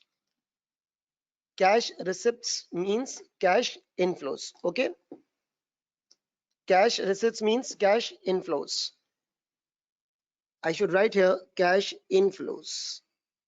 And the question is asking me for the cash for the month of March. And these are the revenues. And if nothing is mentioned, these are the sales. Nothing is mentioned, these are the revenues, I mean sales. And that is always based on the credit. If nothing is mentioned, the figure is of sales. So what is a simple trick? What is a simple trick to calculate such kind of question? That first of all, read the requirement that what is the payment pattern. The payment is expected to be received as follows: 40%, 40% in the month of sale, 28% received in the month following that of sale. In the month following that of sale. Following means next month. Following means next month. And 30% received in the third month of sale, and 2% will not be received. That means you are estimating that 2% will become bad debt. And when the 2% will become bad debt, that means it will not be received. So simply ignore it, because this cash is not expected to be received. So 40% in the month of sale, 28% in the next month, and 30% in the third month. Now we are focusing on the cash. We are focusing on the cash for the month of March. And such kind of question may also be confusing for many of the students. And I have made a very simple trick. Simple trick. And what is the simple trick? Just focus on it. What is the simple trick to solve such kind of question? See that select select a month one by one. Select months one by one and apply the payment and apply the pattern percentage, and focus on the required month. Sir, what do you mean by this term, focus on the required month? I should focus on the month of March because this is one of the focus area. And what do you mean by the term select month one by one? See, I am selecting January. I am selecting January and I will be applying all the three patterns. And I will be applying all the three patterns. See, and talk with yourself. Talk with yourself and repeat with me. 40% will be received in the month of sale. That means 40% in January. Talk with yourself. 40% in January, and we are not concerned with January. Forget it. Forget it. 28% will be received in the next month. That is February. That is February. And this is not my month. Forget it. 30% will be received in the third month. That is March. Yes, I am interested in the month of March. So that means in the month of March, I will be receiving 30% from January. I will be receiving 30% from January. 30% from January. Okay. So from January, I will be receiving 30%. That means 80,000 30%. That equals 24,000. Okay. Now my first month is over. My first month is over and forget January. Now focus on February. February 90%. Talk with yourself. 40% will be received in the month of sale. That means February. And I am not concerned with the month of February. I am concerned with the month of March. So that means forget this. 28% in the next month. Now the February, the next month is of January. So yes, the next month is of March. And I am now interested in the month of March. So that means 28%. That means 28%. 28% from Feb. That means 90,000, 28%. And that becomes 25,200. And now this month has been done. Now forget February. Now focus on the March. Focus on the March. 40% will be received in the month of sale. And March, yes, 40%, yes. That means 40% from March. That means 94,000 multiplied by 40%. And that equals 37,600. That means total cash collection. Total cash collection in March. Total cash collection in March, that is 86,800. And that was the trick which I had applied from here. That was the trick which I had applied from here. That select a particular month, apply all the payment pattern, and see which payment pattern is falling in the required month, and that is the month of the March. And now we have successfully calculated that in the month of March, the total estimated cash collection is 86,800. 86,800. So this is the simple trick to calculate the cash budget.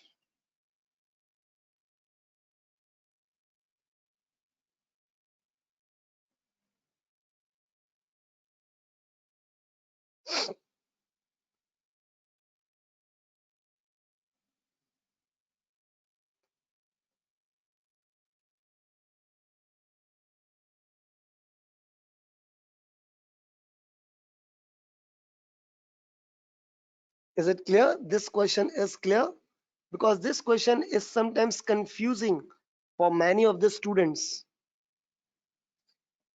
One question from Saad Ahmed is that, so why did we ignore 2%? Because we are estimating that 2% will become bad debt, will not be received. So that means the cash will not be received. So simply ignore it. So simply ignore it. It's not a non-cash expense. It is something 2% is from the sale. And this will be bad debt. For example, I made the sale in every month, 2% will be bad debt. So this is not the expense. This is something my revenue, which customers will not be paying to me according to my estimation, they will become the bad debt. This is not the expense. This is my amount which the customers will not be paying to me. Okay, Saad Ahmed, have you got it? Okay, you're most welcome. So we have now successfully prepared the cash budget.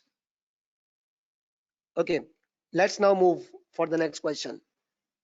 And for the next topic, first of all, we should make understanding about the fixed and the flex budget. Then we will be solving the question for this fixed budget and the flex budget. See, what is the fixed budget? Budget is basically the original budget. This is the original budget. This is the original budget prepared at the start of the period, showing the corporate objectives at certain activities using certain assumptions. Certain activities using certain assumptions. Obviously, whenever the budget is going to be prepared, there are certain assumptions of the budget preparer. And what are the assumptions? For example, in the previous questions of the standard mix ratio, the estimations was 3:5. That was the assumption. The certain assumptions. Remember one thing, the assumptions will not change. The assumption will not change.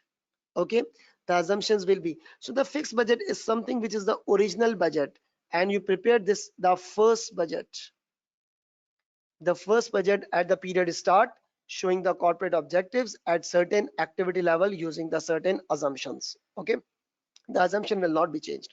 And what is the flex budget? Flex budget is something the assumptions are same. See, assumptions are same. Assumptions are same, but the budget will be on different changing activities. Assumptions are same, activities are changed. That is something the flex budget. Flex budget is something that we will applying the same budget, same assumptions on the different activities, because in order to flex the budget, okay. So flex budget is something which we need to prepare in order to make the activities like with like, and in order to make the comparison. For example, the fixed budget is of 1,000 units. The fixed budget is of 1,000 units, for example. And if my actual result is 900 units, so these two are not comparable. These two cannot be compared. No comparison. So in order to compare this 900, we need to have a budget of 900 units. 900 units budget. So what we are going to do, we are bringing some changes in the activities. The assumptions are same. In order to compare this actual 900 units, I should have a budget of 900 units. So I will be adjusting the original budget. I will be adjusting the original budget based on the 900 units, so that I will be in a position to compare the actual results. In order to compare the actual results, I should have a budget of the units that is flexed. Okay,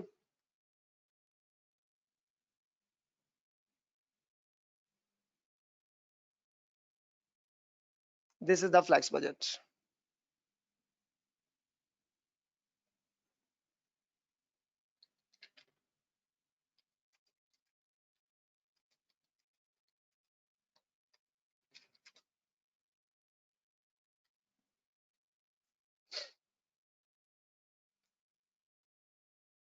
Uh, let's now move for the next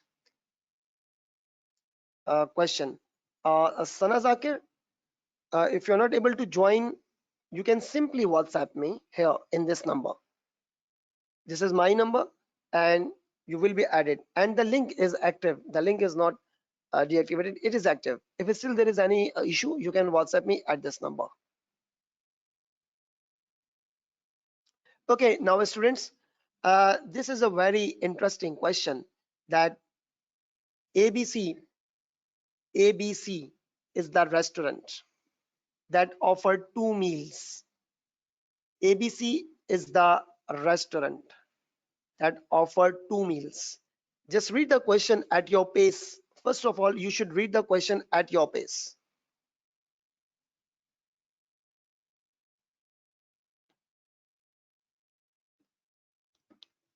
Yes, Aisha, Atif, actual result is always compared with the flex budget because the activities are same. Because the activities are same. That is why. Because the activities are same. That is why.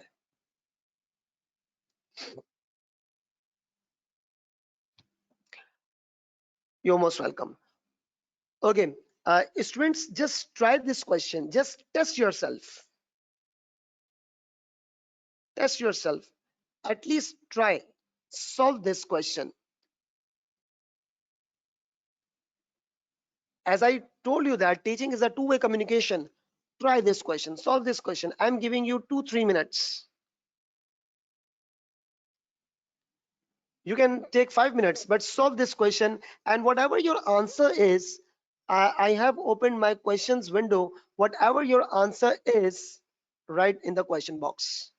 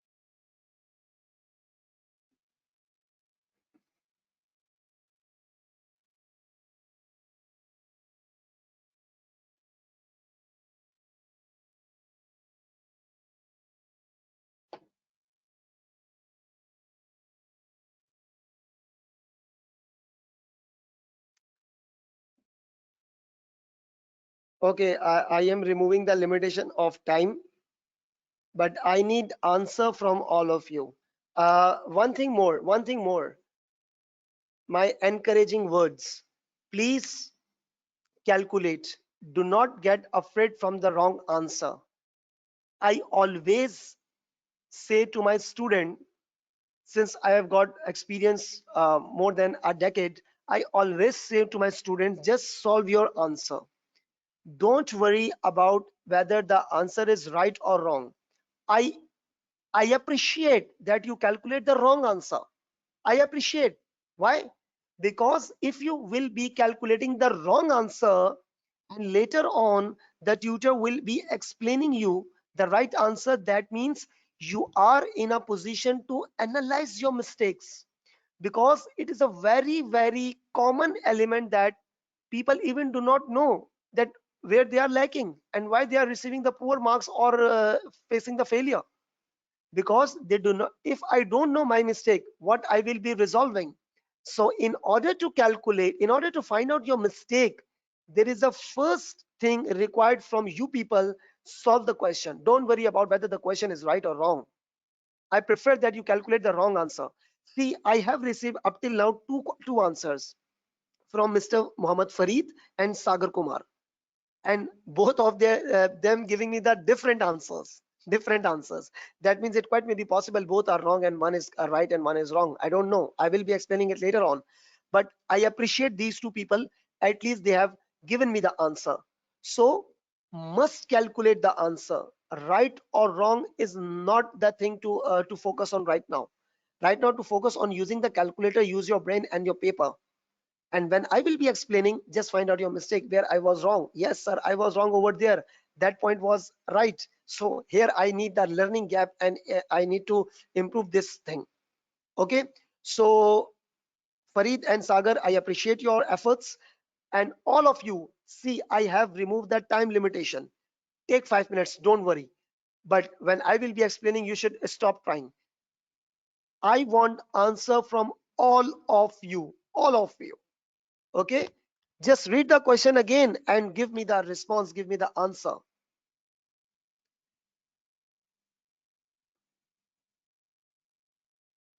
See, your answer will be in two form: food sale and drink sale. Okay, food sale and drink sale. I will not be giving you any kind of hint to solve this question, because I want you people to try this, because it is the exam standard question. Okay, take your time and solve this thing. You're welcome, Sagar.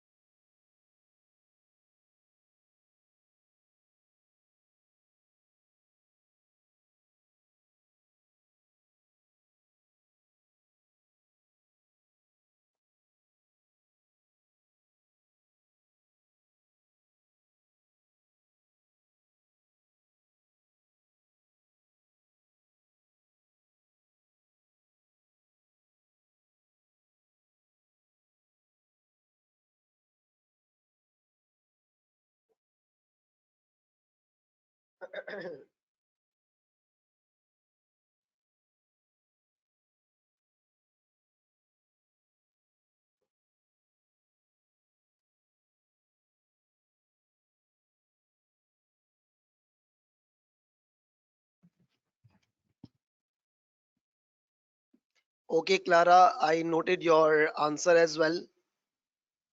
Waiting for the next students as well. Okay, Mohammad Farid, noted your answer. What about other students?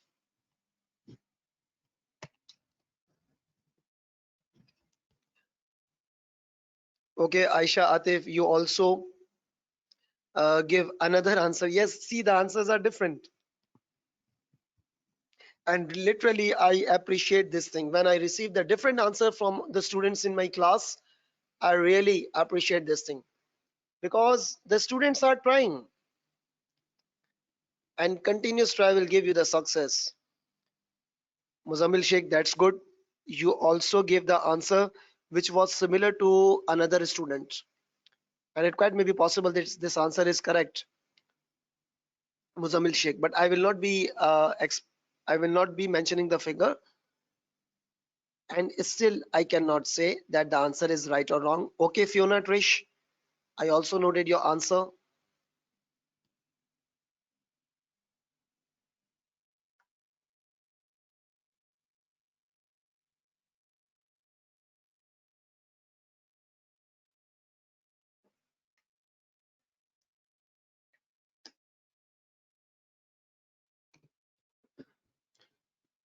Come on, champions.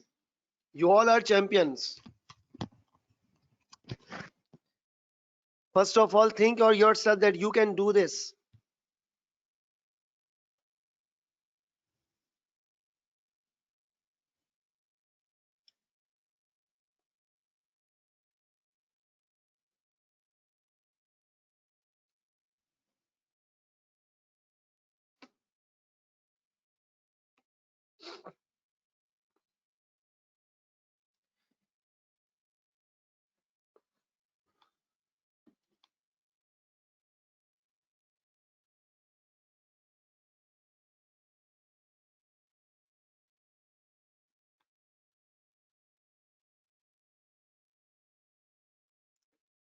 Okay.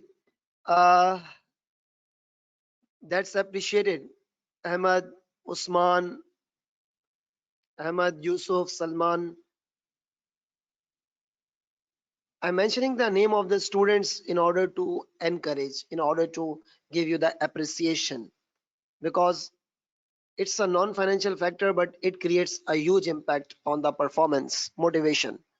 And it is also the part of your syllabus as well, that budget should be prepared in such a manner that in organization people should be motivated, that they have something to achieve. Remember this thing. Okay, now students, now time up, and please stop writing, all of you, and focus over here. See that ABC is a restaurant that offer two meals. Meal A, you can call it a pizza, and meal B, you can call it a burger, with a selling price 20 per meal for meal A and 25 per meal for meal B. Following is the budget on 1,000 meals. Meals means units for the restaurant. And this is the budget for 1,000 meals. In the month of May, it actually sold 1,400 meals, and the budget is of 1,000 meals. We cannot compare 1,000 meals. See, 1,000 meals and 1,400 meals. These two figures are not comparable. These two figures are not comparable. Why? Because there are different activities. There are different activities, and see that comparison should always be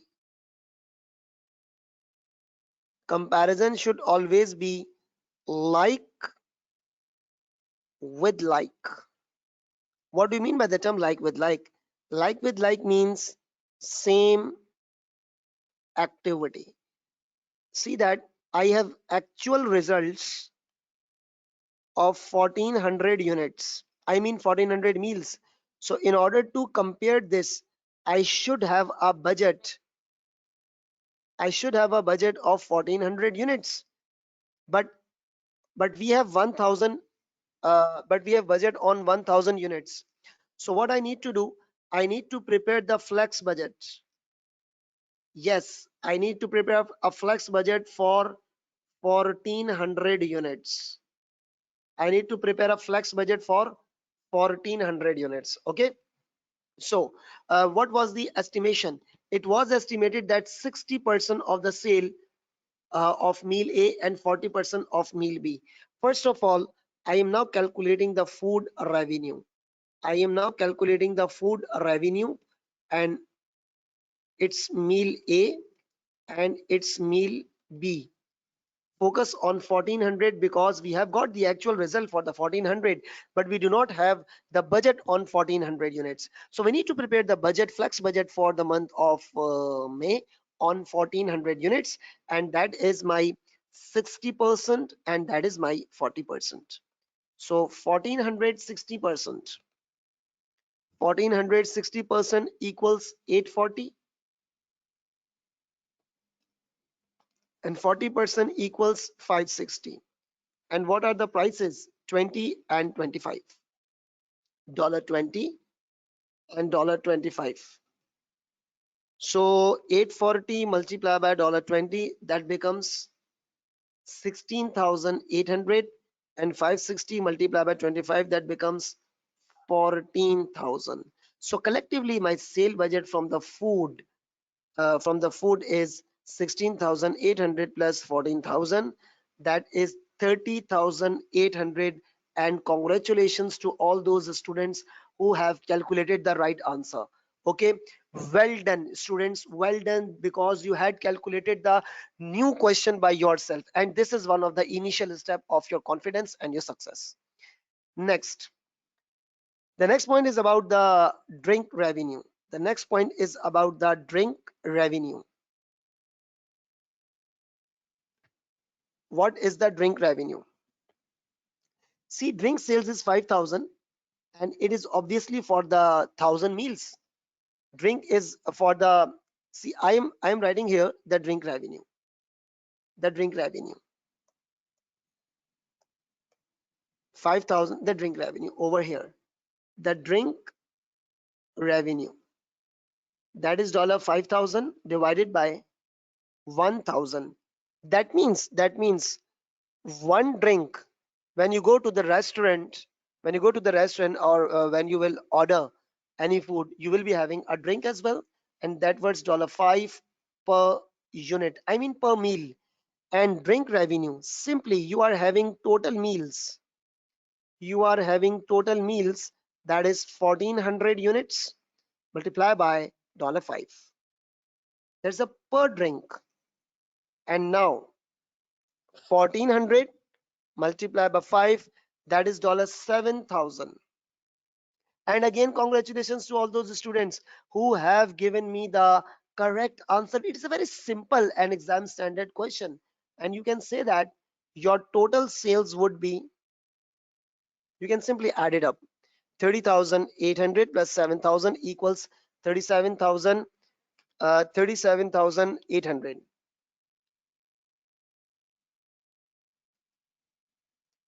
This is your total sale revenue.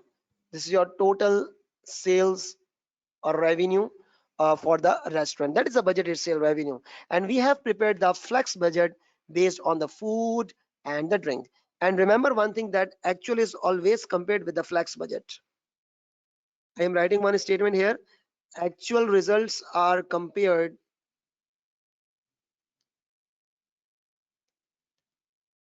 with the flex budget. Actual results are compared with the flex budget. All right. Actual results are compared with the flex budget.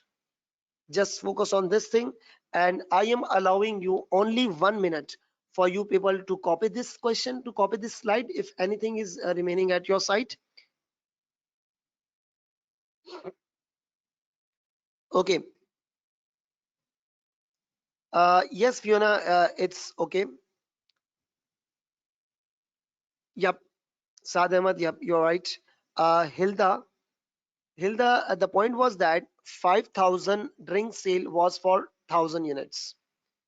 So what I did, 5,000 divided by 1,000, and we got 5 per drink, $5 per meal, the drink, and we have total 1,400 meals. So in order for the one meal, the drink amount is $5, and I did multiply with 1,400.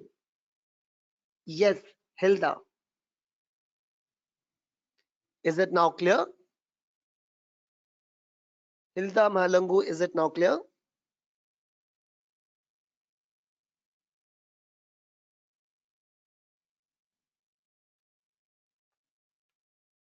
That's good.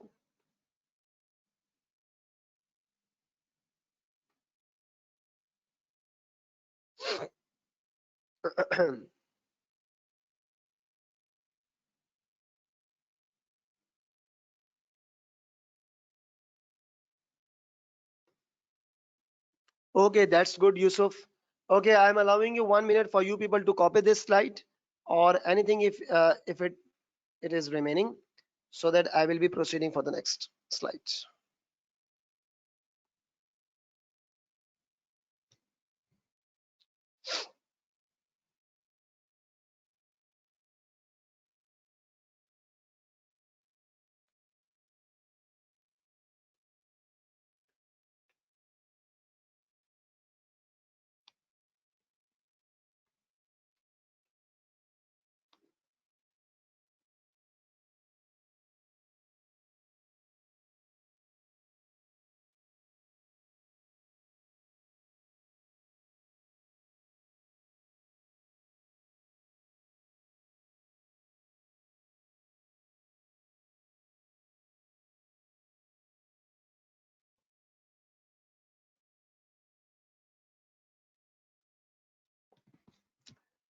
Okay, students, I think I should proceed towards the next slide, and the next slide is about the it is about the theoretical aspect. It is about the theoretical aspect, and we cannot ignore the theoretical portion of the syllabus. The terminology is budgetary slack. The terminology is budgetary slack. And what is the budgetary slack? The budgetary slack, it is something the difference. It is something the difference between true budget and intentionally wrong budget. Now, what is this budgetary slack, and what are the main uh, point of view of the budgetary slack?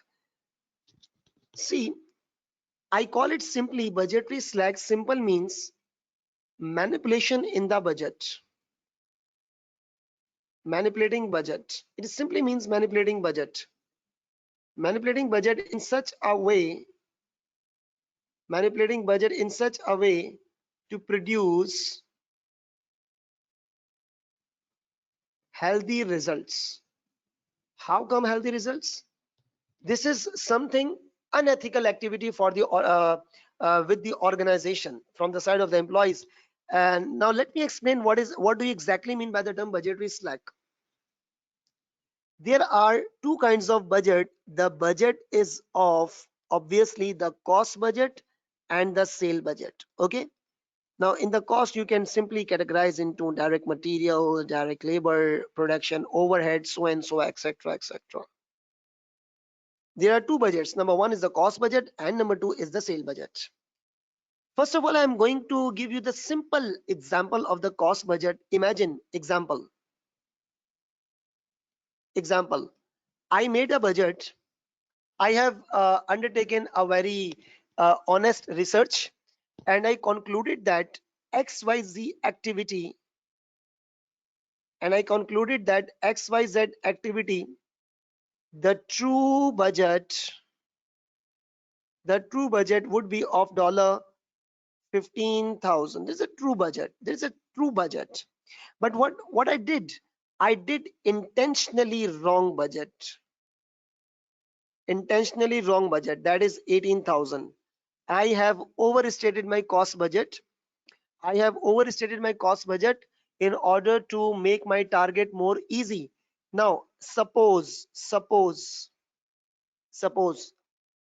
my actual cost is $17,000.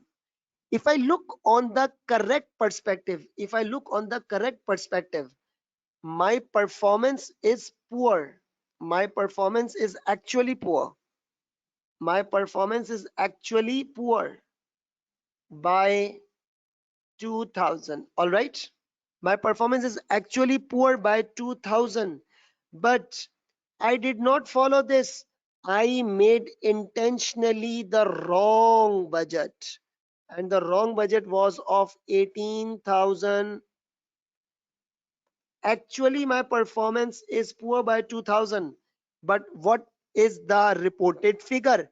The reported figure would be that, sir, I made a budget of 18,000 and the actual cost was 17,000. That means 1,000 favorable performance. 1,000 favorable performance. That will be looks like. And this is something a false report. This is something the false performance. See, I did not made any kind of manipulation in the actual result. What I simply did, I simply manipulated the budget, that whatever the cost will be, whatever the cost will be, whatever the actual cost will be, my performance will be healthier performance. So I ignored this thing and I made a budget just like that manner in order to manipulate the figures so that I will be having my good performance.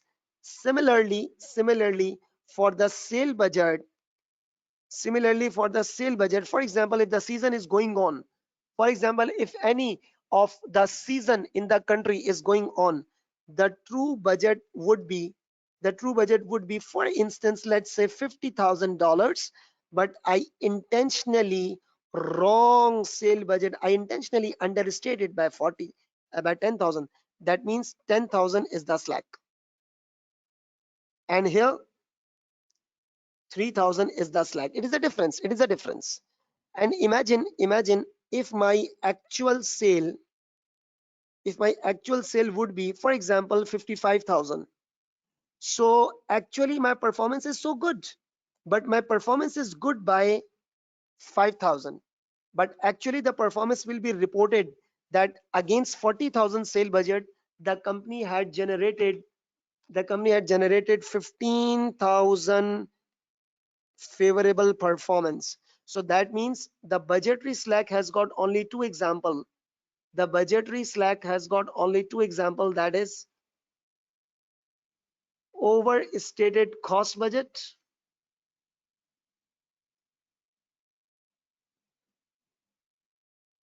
and understated sale budget. And what is the main purpose of budgetary slack? To show artificial good performance. The performance will be reported as good, but it's not actual, it's something artificial, to show artificial good performance. Artificial good performance. And see, this is not good for the organization, not good for the company, not good for the company, because this is a false performance. It is a false performance. So budgetary slack simple means that design the budget in such a manner that whatever the actual cost will be, your answer would be right. Your answer, sorry, whatever the actual performance would be, your reported performance will be good, but it would be the artificial performance which is not favorable for the company. So what is the budgetary slack? It is simply means the difference between the true budget and the intentionally wrong budget. So here 3,000 is the slack, here 10,000 is the slack. It is the slack. Okay, slack is the difference between the true and the intentionally wrong budget. Now moving towards the next slide, and the next slide is about the budget committee. Now what is the budget committee? See that if you give me the target to prepare the budget for my own department, there is a possibility that I may add slack in order to show my good performance,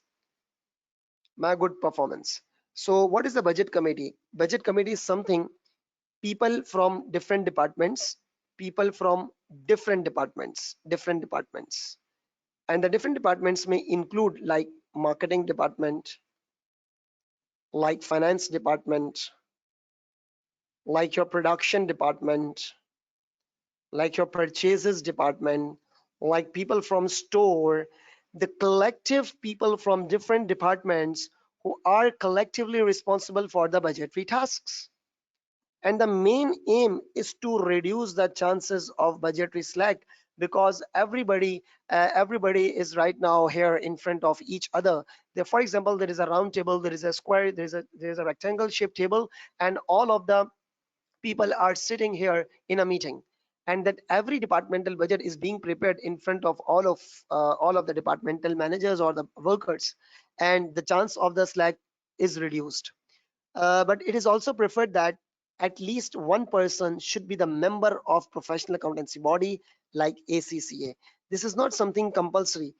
This is something a recommendation. This is preferable. This is not something compulsory, because management accounting is not the compulsory rules. Management accounting has the principles in order to better improve your organization system and process.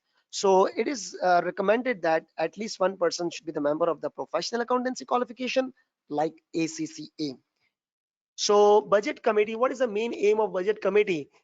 Is to discourage the chances of budgetary slack and share the ideas as well. And here we will be having the three different approaches, the approaches and the style of the budgeting. Number one, top-down approach. Top-down approach is also known as the imposed style. Now, what do you mean by the term imposed style? That means something dictatorship style. So here, this is the approach of the budgeting, that seniors will prepare the budget. Seniors will prepare the budget and impose on juniors. Next point is the bottom-up approach. The bottom-up approach is the participative style. You can also call it like a consult style. that seniors are having the consultation with the juniors, but still the final decision making lies in the hands of seniors. So what is the bottom up approach? That juniors give ideas, juniors participate, juniors participate, that means giving their input, giving their input, and seniors will take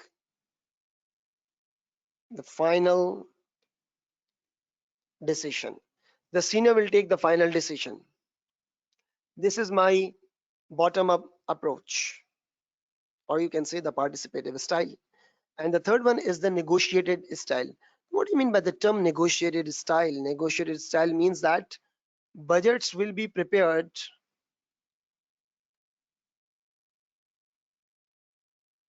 budgets will be prepared on the basis of consensus of senior and junior,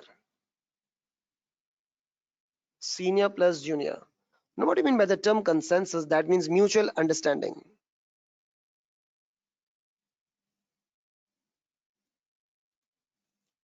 Mutual understanding. So that means you can say that it's a joint decision making. It's a joint decision making of senior and junior. So these are the three approaches of and the style. And obviously these behavior of the senior, either dictatorship, either consultation, either negotiated style, will leave the motivational impact on the workers' performance. And this happens in the real life in the organization, that what is the treatment of the senior with the junior, and it will reflect on the performance of the juniors. So according to the different scenarios, sometimes this style better, sometimes this style better, sometimes this style better. And remember one thing, there is no one best style in the organization. It totally depends on the case, on the situation given, that what is the possible best style to deal with the juniors. This is something, the motivation. And as I have told you earlier, that budgets also include the motivational impact. Okay, so these were some budgeting contents. And what I believe that alhamdulillah, we had covered majority of the budgeting portion, that is the cash budget, functional budgets, and flex budgets, yes, as well. And now the time comes in to solve the objective test question, that is the case based objective test question. Okay, case based objective test question. See, first of all, I would like to show you the full question, and this is my case based OTQ, case based OTQ, total 10 marks. Okay, you will be having such kind of question with different tasks, with different tasks. I cannot say you that there will be 5 requirements, 2 requirements. I cannot say you, nobody can confirm it. But see that this is the question, this is the question, and it will be till the next page, till this page, totaling 10 marks. See that Baba Limited is a manufacturing company which produces a product called Gamma. The following information is available relevant for the budgeting context. See, requirement number 1 worth 2 marks. Okay. Requirement number B, that is the case study, worth also 2 marks. How many marks? 4. Requirement number C, requirement number C, 2 marks, 2 marks, 2 to 4, to 6, and to 8. And these are for 1 mark, tick and cross, whatever we will be reading and marking tick and cross respectively. So this is called the case based OTQ, case based objective test question.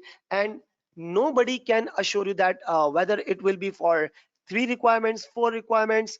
It quite may be possible that one OTQ worth will include the 10 requirements worth 1 mark each, 1 mark each. It quite may be possible, but usually based on the feedback of many of the students, they are saying that In a real exam, they are receiving 3 to 4 requirements. Just like here, you are having 3 requirements. Okay, so this is the objective test question, which is the case-based OTQ. Students, just come on to the question box. First of all, do tell me, do you understand? Do you understand what kind of case-based OTQ is? Okay, Sweta, Sagar, I will be displaying you the previous slide. No worries. First of all, do tell me, do you people understand what kind of OTQ includes? Case-based OTQ. Everybody, please leave your response in the question box. Okay, we will now be solving. And 2 students have requested for this slide number 28, and you can take the picture, or you can copy whatever you are doing with this slide number 28. I'm giving you 30 seconds window. Hurry up, copy or take the screenshot, whatever. 20 seconds.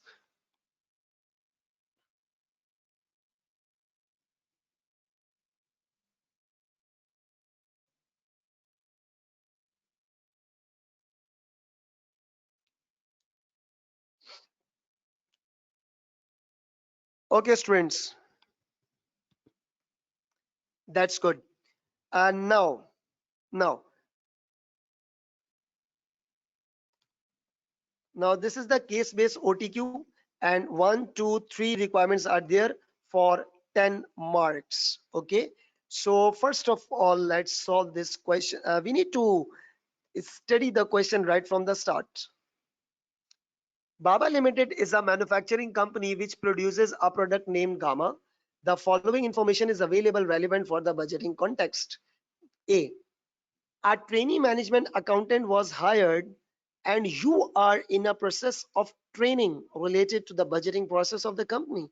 Assume yourself that you are a senior person. Which of the following about the budgeting is not correct? Which of the following about budgeting is not correct? Number 1, budget compel planning. Yes, it's correct. Budget coordinate activities. Yes, it's correct. Budgets are usually prepared on ad hoc basis, reflecting the feeling and the desires of the management. The feeling word refers to the personal feeling? No, that's not correct. And ad hoc means on an emergency basis. No, budgeting is not on an emergency basis. Imagine that I am free right now. I am doing nothing. I said, let's now prepare the budget. It's not something to play. It's not a playing exercise. It is a formal organization. So this is not correct. This is not correct. And this is my answer. And next point written here is that budgets are used to measure the performance. Yes, it's correct. Because your actual performance will be measured against the budgets. So this is the correct. This is not correct. And this is my answer. Option C. Now, question number 2. In your training agenda, there is also the topic of flex budget. Which of the following best define the flex budget? Hurry up, read all these things, all the 4 statements, and then you can answer whatever your flex budget definition is according to your mindset.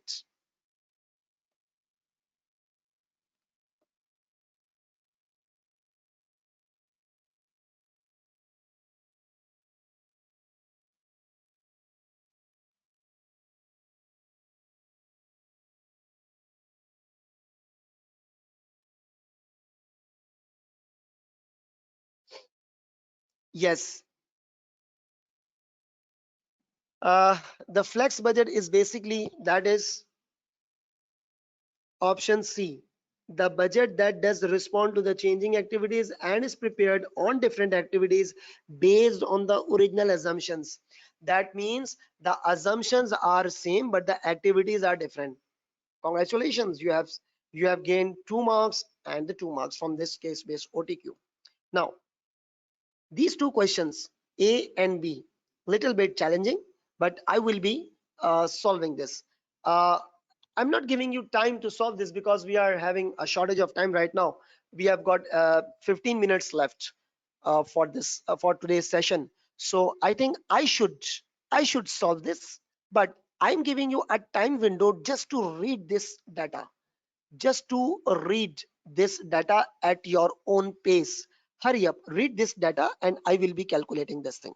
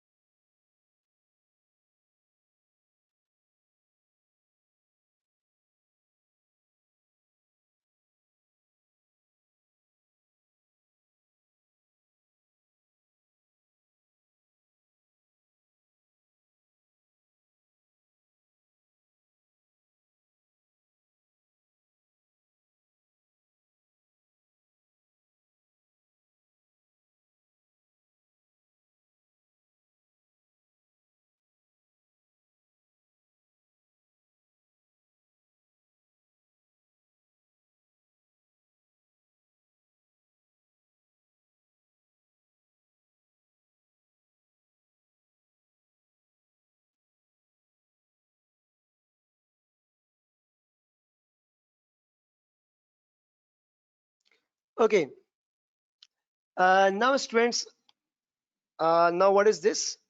Further information is available related to the manufacturing of the product, and following estimations are available for your concern. Material needs 920 kgs for every 200 units. Material needs 920. Material needs 920 kilograms for every 200 units. For every 200 units. That means in order to make one unit, we need kilograms. We need kilograms per unit. Kilograms per unit. That is kilograms on the numerator. That is 920 kilograms. That is 920 kilograms and 200 units.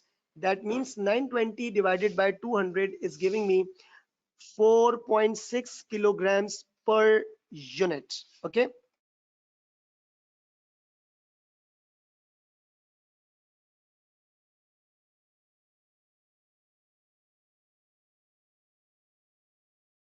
So 4.6 kilograms per unit with an expected waste of 8%. And remember this thing, this 4.6 kilogram is after 8% loss. That is, it is the need, and it is itself showing 92%. And material cost is $7 per kilogram. When the material purchase exceeds 4,500 kilograms, then the discount of 4% will be given from supplier prospectively. Now, what do you mean by the term prospectively? Prospectively means after the range. Prospectively means after the range of 4,500 kilograms. The word prospectively means something will be applied after a particular range. That is, now first of all we need to make sure what is the exact amount. Calculate the material cost for 1200 units. Calculate the material cost for 1200 units. Now what is the cost for the 1200 units? For the 1200 units we need to calculate. Now, for one unit, we need 4.6 kilograms. For one unit, we need 4.6 kilograms. and I am solving the solution over here, case based OTQ. That is part C. That is part C, and part C, part A is the cost of materials. Cost of materials. Okay. So I need your thorough attention for this specific case study. That means per unit 4.6 kilograms. Okay. And this is something which is after 8% loss. That means it is showing 92%. Okay, and how many units are there? There are 1200 units, and 1200 units multiply 4.6 kilograms. 1200 multiplied by 4.6, that is 5520, and that is showing 92%. And we need to have 92 multiplied by 100, that means totaling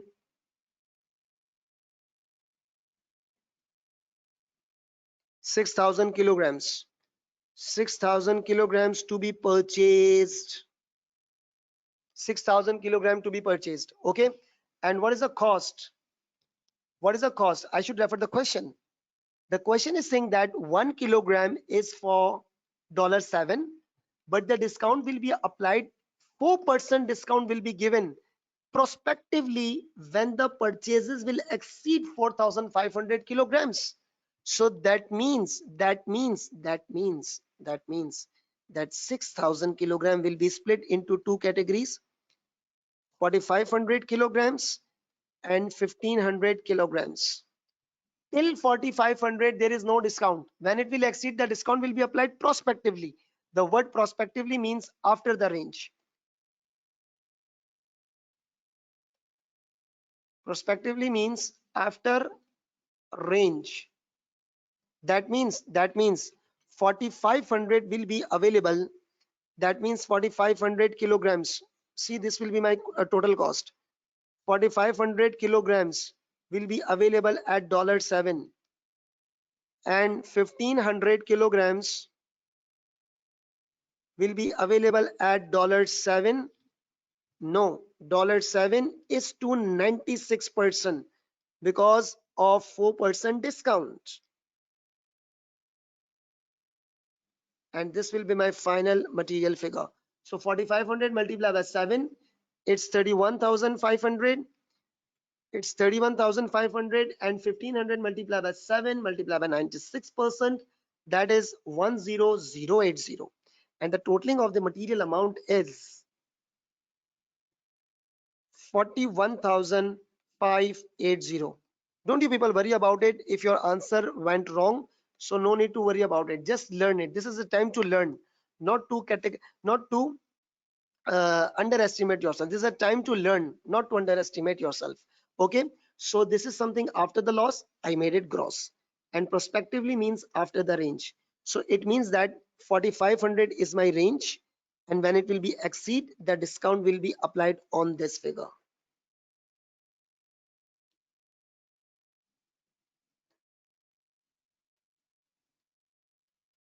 Okay, because of the prospectively. So this was my material cost. So this was my material cost. Next, I need to calculate the next requirement. I need to calculate the next requirement, and the next requirement is about the labor cost for 1,200 units. To make 1 unit, it needs 14.24 labor hours with expected idle time 11%. Okay, that sounds good. Part A and then part B. Cost of labor. The cost of labor, that is how many units? 1,200 units.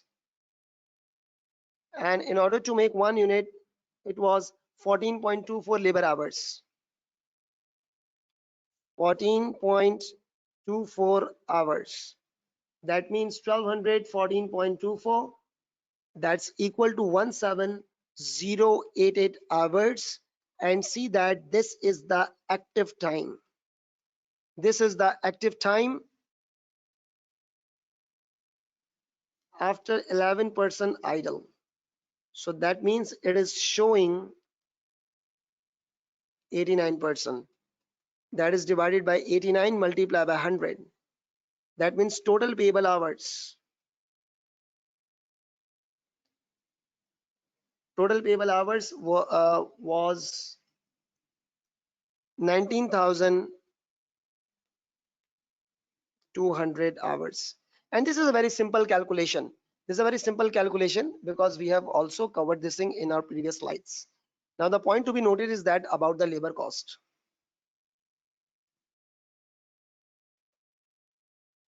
Cost of labor. See that in the question it was given that labors are being paid at 9.18. Yes, inflation index is currently the labor index is 102 and expected to be 106 in the upcoming period. That means the inflation rate are going to be increased. 9.18. See that current rate is $9.18 and current inflation index is 102. And wherever you are, you should divide, and where you want to go, you need to multiply. So in the future,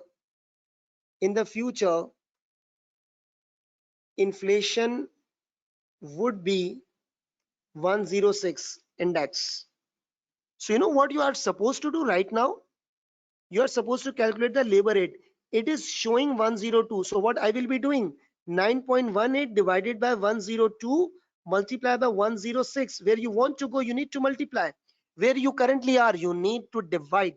So 9.18 divided by 102 multiplied by 106. That means in future 9.54 is the labor cost. So here I will be having my final answer, that is 19,200 hours multiplied by $9.54. That is my labor cost, and this is my final answer. That is $183,168. This is my final answer. So this was a very interesting question. What I believe so. Isn't it? Isn't it? All of you give your response. Hello. All of you give your response. Mr. Shahlan Amir, why did not we apply the discount on entire 6,000 kgs? Because of the statement written prospectively. The statement written prospectively. Prospectively means after the range. After the range. See here. Prospectively means after the range. So discount when it will exceed 4,500, then discount will be applied prospectively. If it would have been written the word retrospectively, you will be applying the discount on the entire 6,000 kilograms, but it is not written the retrospectively. It is written the prospectively. It is written the statement prospectively.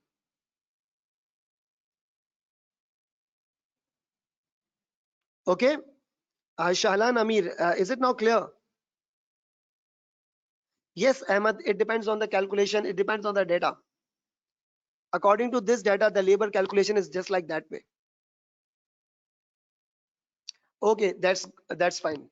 Now we have left with only two statements, and Alhamdulillah, as per my plan, we have completed our budgeting context. Now see, number one, the rules and guidelines under which the budget is to be prepared is known as budget manual. Budget manual is a piece of document, and yes, it is right. It is a document. See, when you will be purchasing a mobile phone or a laptop, there will be a manual, there will be a booklet, how to use that, how to operate that machine, and that is known as the manual. And the rules and guidelines under which budget is to be prepared, that document is a budget manual. That is correct. Number next, in a newly formed organization, participative style is more suitable. No. In a new organization, it is preferred Top-down approach. Top-down approach, that is the impose style, because obviously we do not know each other, so a person should have the top-down approach because it's a newly organization. So participative style is not suitable. Top-down approach, impose style is more suitable for that. So this was the agenda of today's class, and what I believe, Alhamdulillah, by the grace of Almighty Allah, we have completed our target. And day one, it was the topic of budgeting, which we had successfully completed. Now, one thing more, if any of the student is not able to join that WhatsApp group, this is my WhatsApp number. I am giving you just 10 seconds window. Note this number. This is my number. You can WhatsApp me so that I will be adding you in the group. And the group link is also shared in the question box. Okay.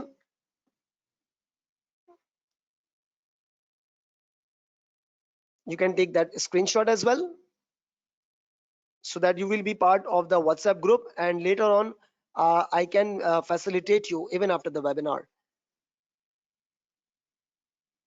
So now 10 seconds are over, and here is the MTQ which we had done.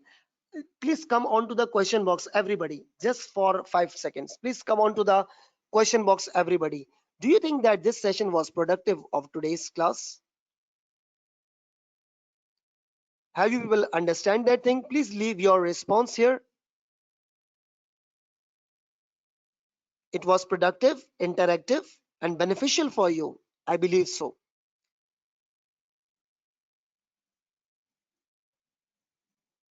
Okay, that's very good. And thank you so much for your valued feedback.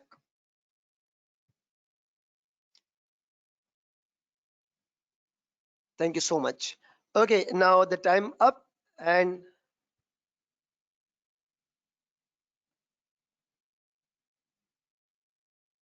see you in the tomorrow class. And there's a same procedure. There's a same procedure to join for the tomorrow class. And tomorrow agenda I have already shared with you people.